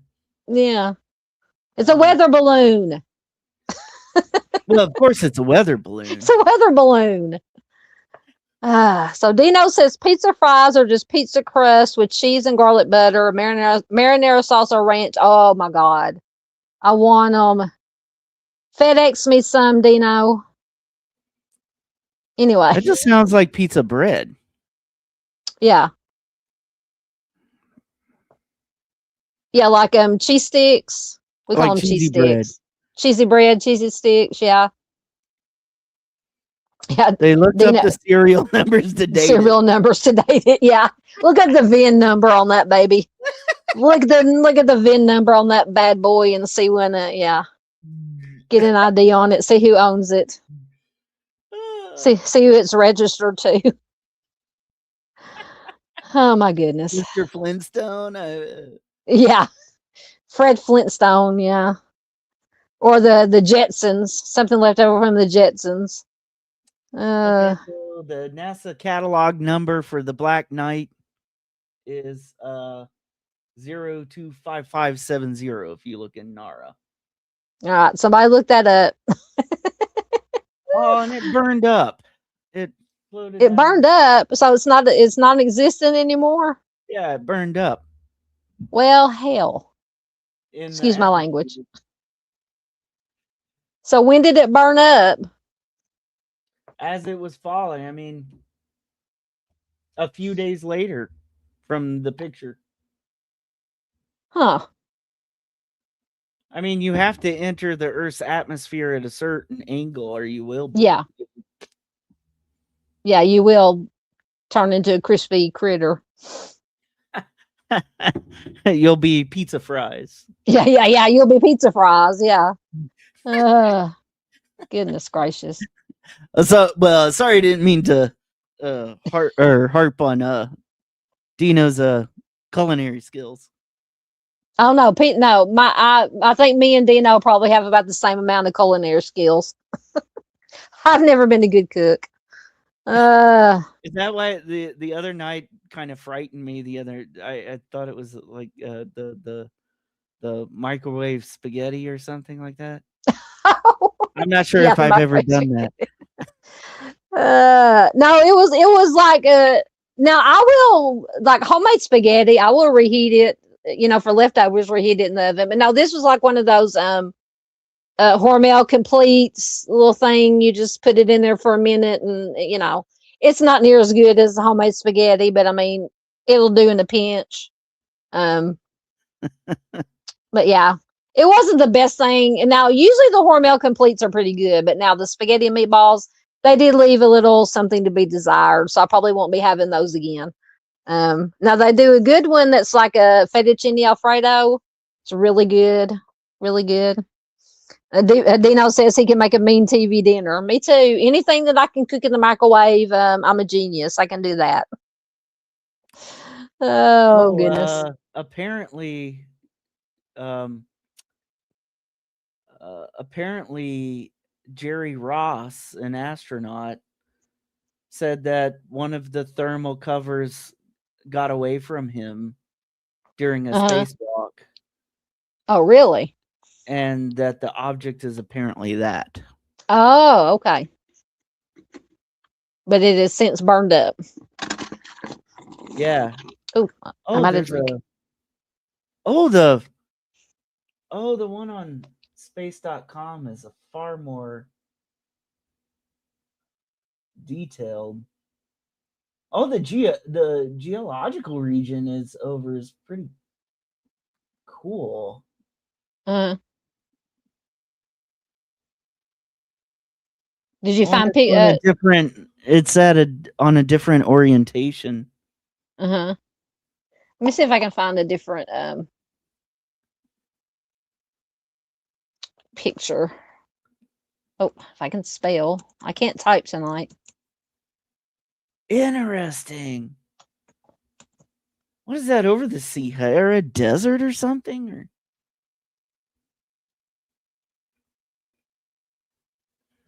that even looks good for a picture from 1998. Yeah.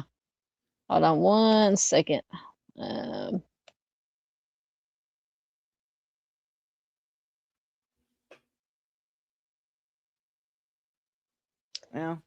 Let's see if it'll come up. 10,000-year-old thermal blanket, I guess.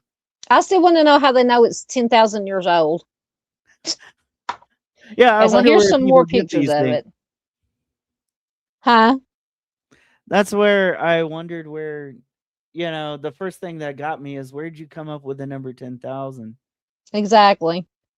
It's like you said, they saw it on the pyramids, I guess. Yeah, there's some different orientations of it, different.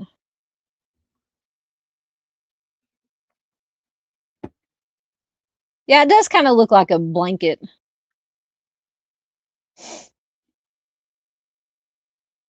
I'm personally buying the thermal if I'm going the Occam's razor. Yeah. Yeah, it does look like some kind of blanket tarp kind of thing. Yeah. I'm with you on that one. Probably made that photo. Oh, do you have the moon landing on your list? I don't know. I don't remember. I don't think so. But we could talk about it. Dino said they probably made the photo at Warner Brothers Studios. Like the moon landing? Oh, goodness. Oh, where'd my slideshow go? I lost it. There it is. I know the moon landing, part of the problem is the CBS studios. They were supposed to have a 70-inch camera up there, which would have been fascinating if that would have happened. And they were supposed to do a live, and they wound up, apparently, according to the CBS, wanted to get that live going, and so what some exec decided to do was have actors do a live at the same time with a 70-inch camera and put the and actually reenact a moon landing in a studio. Yeah. See, I thought about that because, especially with this, when the Artemis thing, because apparently my mom has always told me that my grandpa, her dad, didn't, always believed that the moon landing was fake. And I always thought, well, maybe, because, you've seen the footage of the rocket taking off and blah, blah, blah. But that doesn't necessarily mean, and I'm not saying that I believe it's, real or fake, whatever, but what if they did just, send the rocket up and kind of went around the moon like the Artemis did, but then the footage, like you said, of them actually landing on the moon and doing all the stuff was done in a studio to make people think that we really did land on the moon,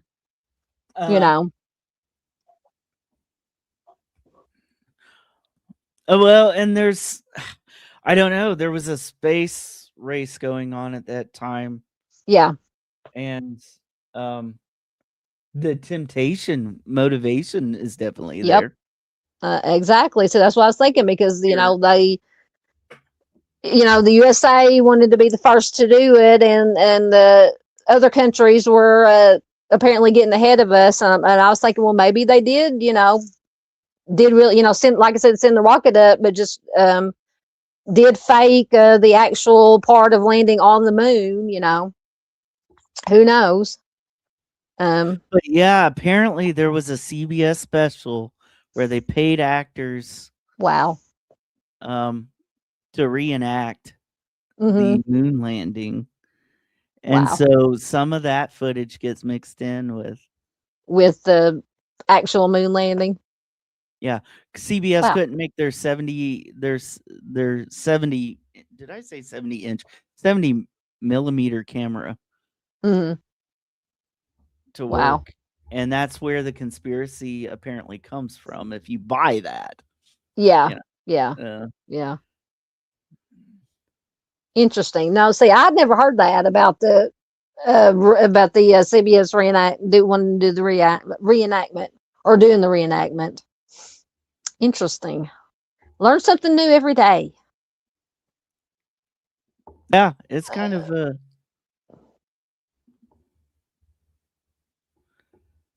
and then so I think sorry.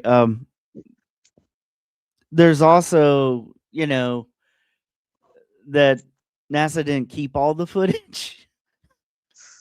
Really? Why would they not keep all the footage? Oh my gosh. That's crazy. They didn't keep all the they destroyed some footage that wasn't necessary to keep, or whatever.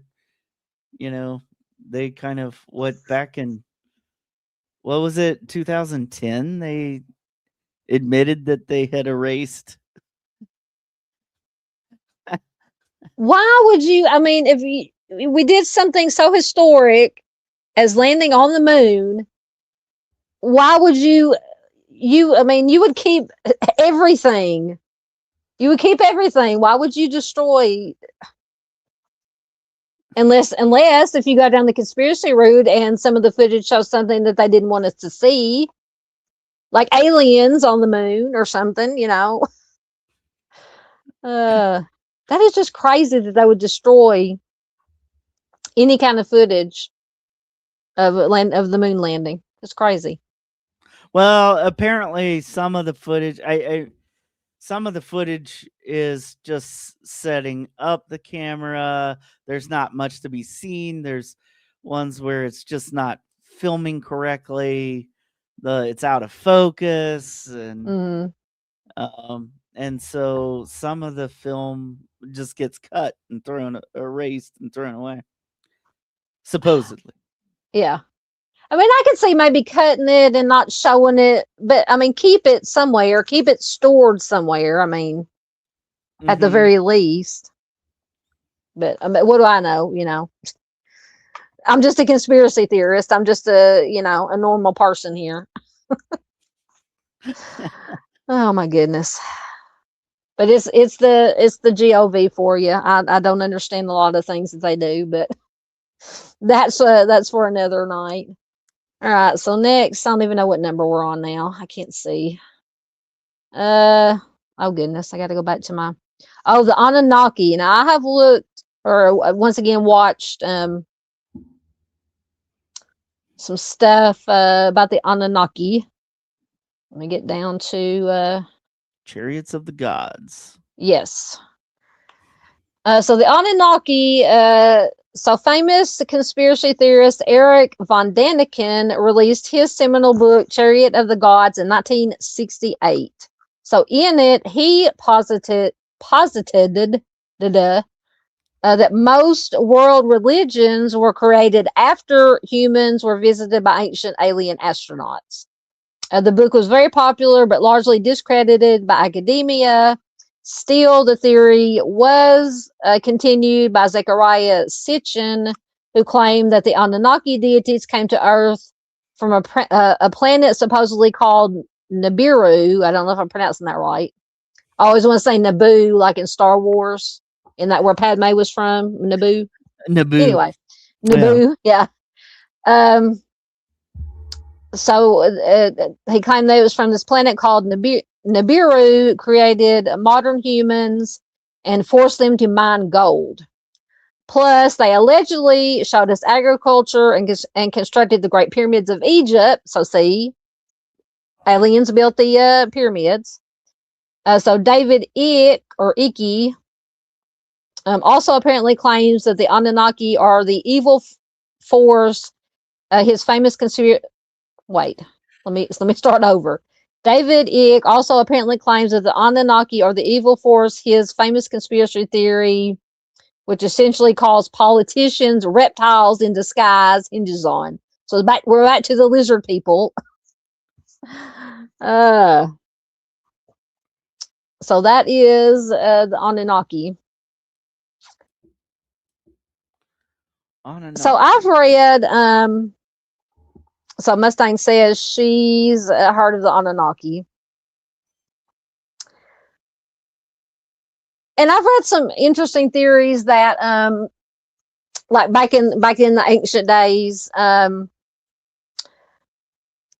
what some people call and like people of faith, like me, believers, who believe in religion or whatever, that what the ancient people called gods and demons and stuff were actually angels coming down to Earth. And they just didn't know what they were. Apparently until the Anunnaki came and introduced religion, if you subscribe to that theory. But I always thought that was interesting, and it actually made a lot of sense. Is that they could have been, like angels coming to Earth, falling to Earth, or coming to Earth. Anyway, that's my thoughts. But along with that, you get a lot of the strange Earth works, or almost like ancient crop circles of some sort, or like the big spider looking like thing. What is it called? Yes, the Nazca lines. The Nazca lines. Yes. And to me, yeah, those yes, were kind of just depictions, ancient technology kind of crafted those and altered the earth, and kind of as part of that like seeding theory, and kind of goes along those kind of like seeding, that alien seeded humans. Or it's interesting how it kind of follows similar thinking with like the angels and Nephilim. And so it's kind of interesting. Or claims of how technology got infused with like, what's that ancient gear box? Shoot, you had to ask me, didn't you?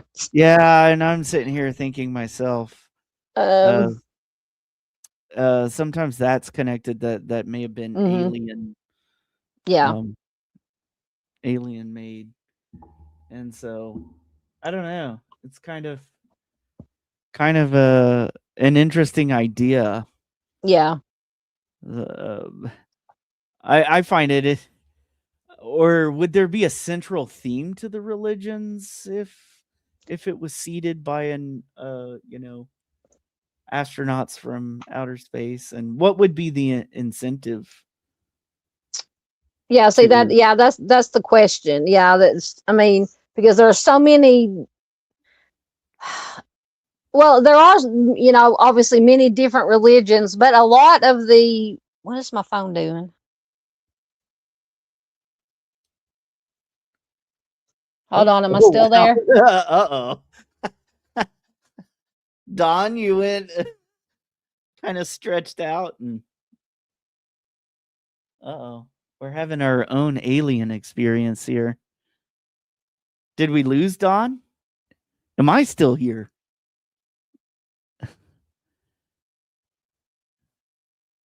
Mino, did you see that congressman that is talking about aliens interbreeding with us? No, but I heard that what is it, one of the congressmen that got teleported to a Waffle House or something. Oh my goodness. This is a conspiracy here. Okay, good. I'm still here. Brainwash. Matt Gates. Yeah, aliens. But we're not going to say, "Oh, wow. I am here. I have maybe the conspiracy is me. I've taken over Don's channel." Um brainwash. Um yeah, that was Mr. Steve at the wall. No, there was somebody out there saying that they got teleported in some sort of experience into the Waffle House. But Matt Gates about aliens? I'm not gonna say it's the aliens, but it's the aliens interbreeding. That kind of sounds like the Nephilim and the angels there interbreeding with humankind in the Old Testament era. Hey, welcome in. Is it Heather Brown? Welcome in. I had a strange here I'm Dawn. I had a strange I grew a beard and I like the color purple now. And we're talking aliens. We lost Dawn. So I'm some sort of conspiracy afoot here. The government has the GOV has interrupted this program. And now it's time for subliminal messaging to be going out here. Yeah, and so yeah, thank you for putting in Hebby's how do you say that? Heather, I'm just gonna say Heather Brown.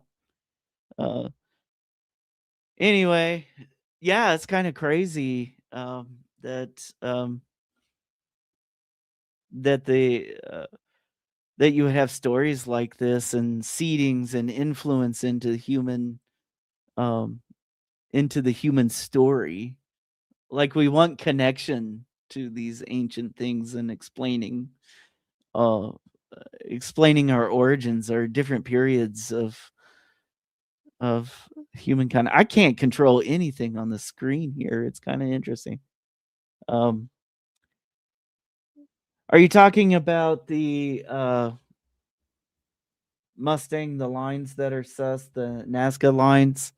They are kind of sus. They are bizarre looking like things, but not unique. You see them around ancient works like that around the earth. Let's see. I don't think I can put. Did you ever watch Ancient Aliens with the guy with the weird hair? Is that the it's not aliens, but I won't say it's aliens, but it's aliens. Is that the guy you're talking about? Kind of a little bit on the History Channel with the wild hair. Did the Men in Black pay Dawn a visit? Yeah. One of the ones that I do like is Joss Whedon's what it was Joss Whedon's Serenity movie Serenity with the Men in Blue 2x2 or 2x2 Hands of Blue, and the two men show up and they were tracking somebody who had an infrastructure placed into their brain, subliminal messaging and stuff like that. Yeah, I used to watch that. Yeah, Dino. Yeah, it's or you used to watch the Ancient Aliens guys. Yeah. That's kind of interesting, but you see that in Stargate too, the idea of this intermixing with um ancient civilizations. You have theories about Atlantis being alien influence, especially with their technology. And you see that in Stargate as well. That's kind of the premise of Stargate. Do you know that guy's hair got crazier each season? That's kind of interesting you say that because Albert Einstein, I got to visit his apartment once, and you see all these pictures of him from Munich. Um, and he was straight laced and combed hair and everything, so didn't look like Einstein. But in Bern, where he uh, lived and worked for a long time in Bern, Switzerland, uh, he figured the best way to get his work and stuff was to be noticed. And so he just kind of wore burlap sack. And he lived in the business district. And he decided to wear burlaps, almost like khaki pants or burlap pants and a rope belt and make his hair all nuts. Yeah. I think the aliens did his yes, with their alien hair styling technology. They did that. What was that guy's name? The crazy alien guy. Uh and am I wrong, or was that the crazy alien guy? What do you do to Google the crazy alien guy? Was it the History Channel? Was it yeah, it was it yeah, uh Giorgio Tsoukalos. Uh the crazy hair guy. Absolutely. In there. But even there's an influence there with he purported that seeding theory where it affected kind of constructed human DNA. You see that again, like in Star Trek. There's an episode where they had the Ancient Ones. I think the episode might be called Ancient Ones, and they kind of everybody's going after this scientist connected to Captain Picard, or archaeologist, and they all wind up chasing this ancient weapon or secret, and it turned out to be a projection, almost like a holographic projection of an ancient one, and they said they coded themselves into everybody's DNA. I think that was yeah. I'm gonna have to end the stream. I'm sorry. Yeah, I'm over here talking. Sorry, Don. I watched Walking with Tall Whites last night. It was okay. Yep. Thank you so much. Night all, everybody. I don't know if I'm still talking here, so it looks like here, but thank you for tuning in. Have a great night. And we were wondering about the Men in Black coming to get you there, Southern Gal, and disappearing. So take care of yourself. Whoever was yeah, absolutely, Dino. And whoever was experiencing, was it Dino? It may have been Dino experiencing tornadic activity and stuff. Stay safe out there. And watch out for the Men in Black. And yeah. Have a good night and sweet dreams. And don't think about aliens while you're dreaming. So have a good night.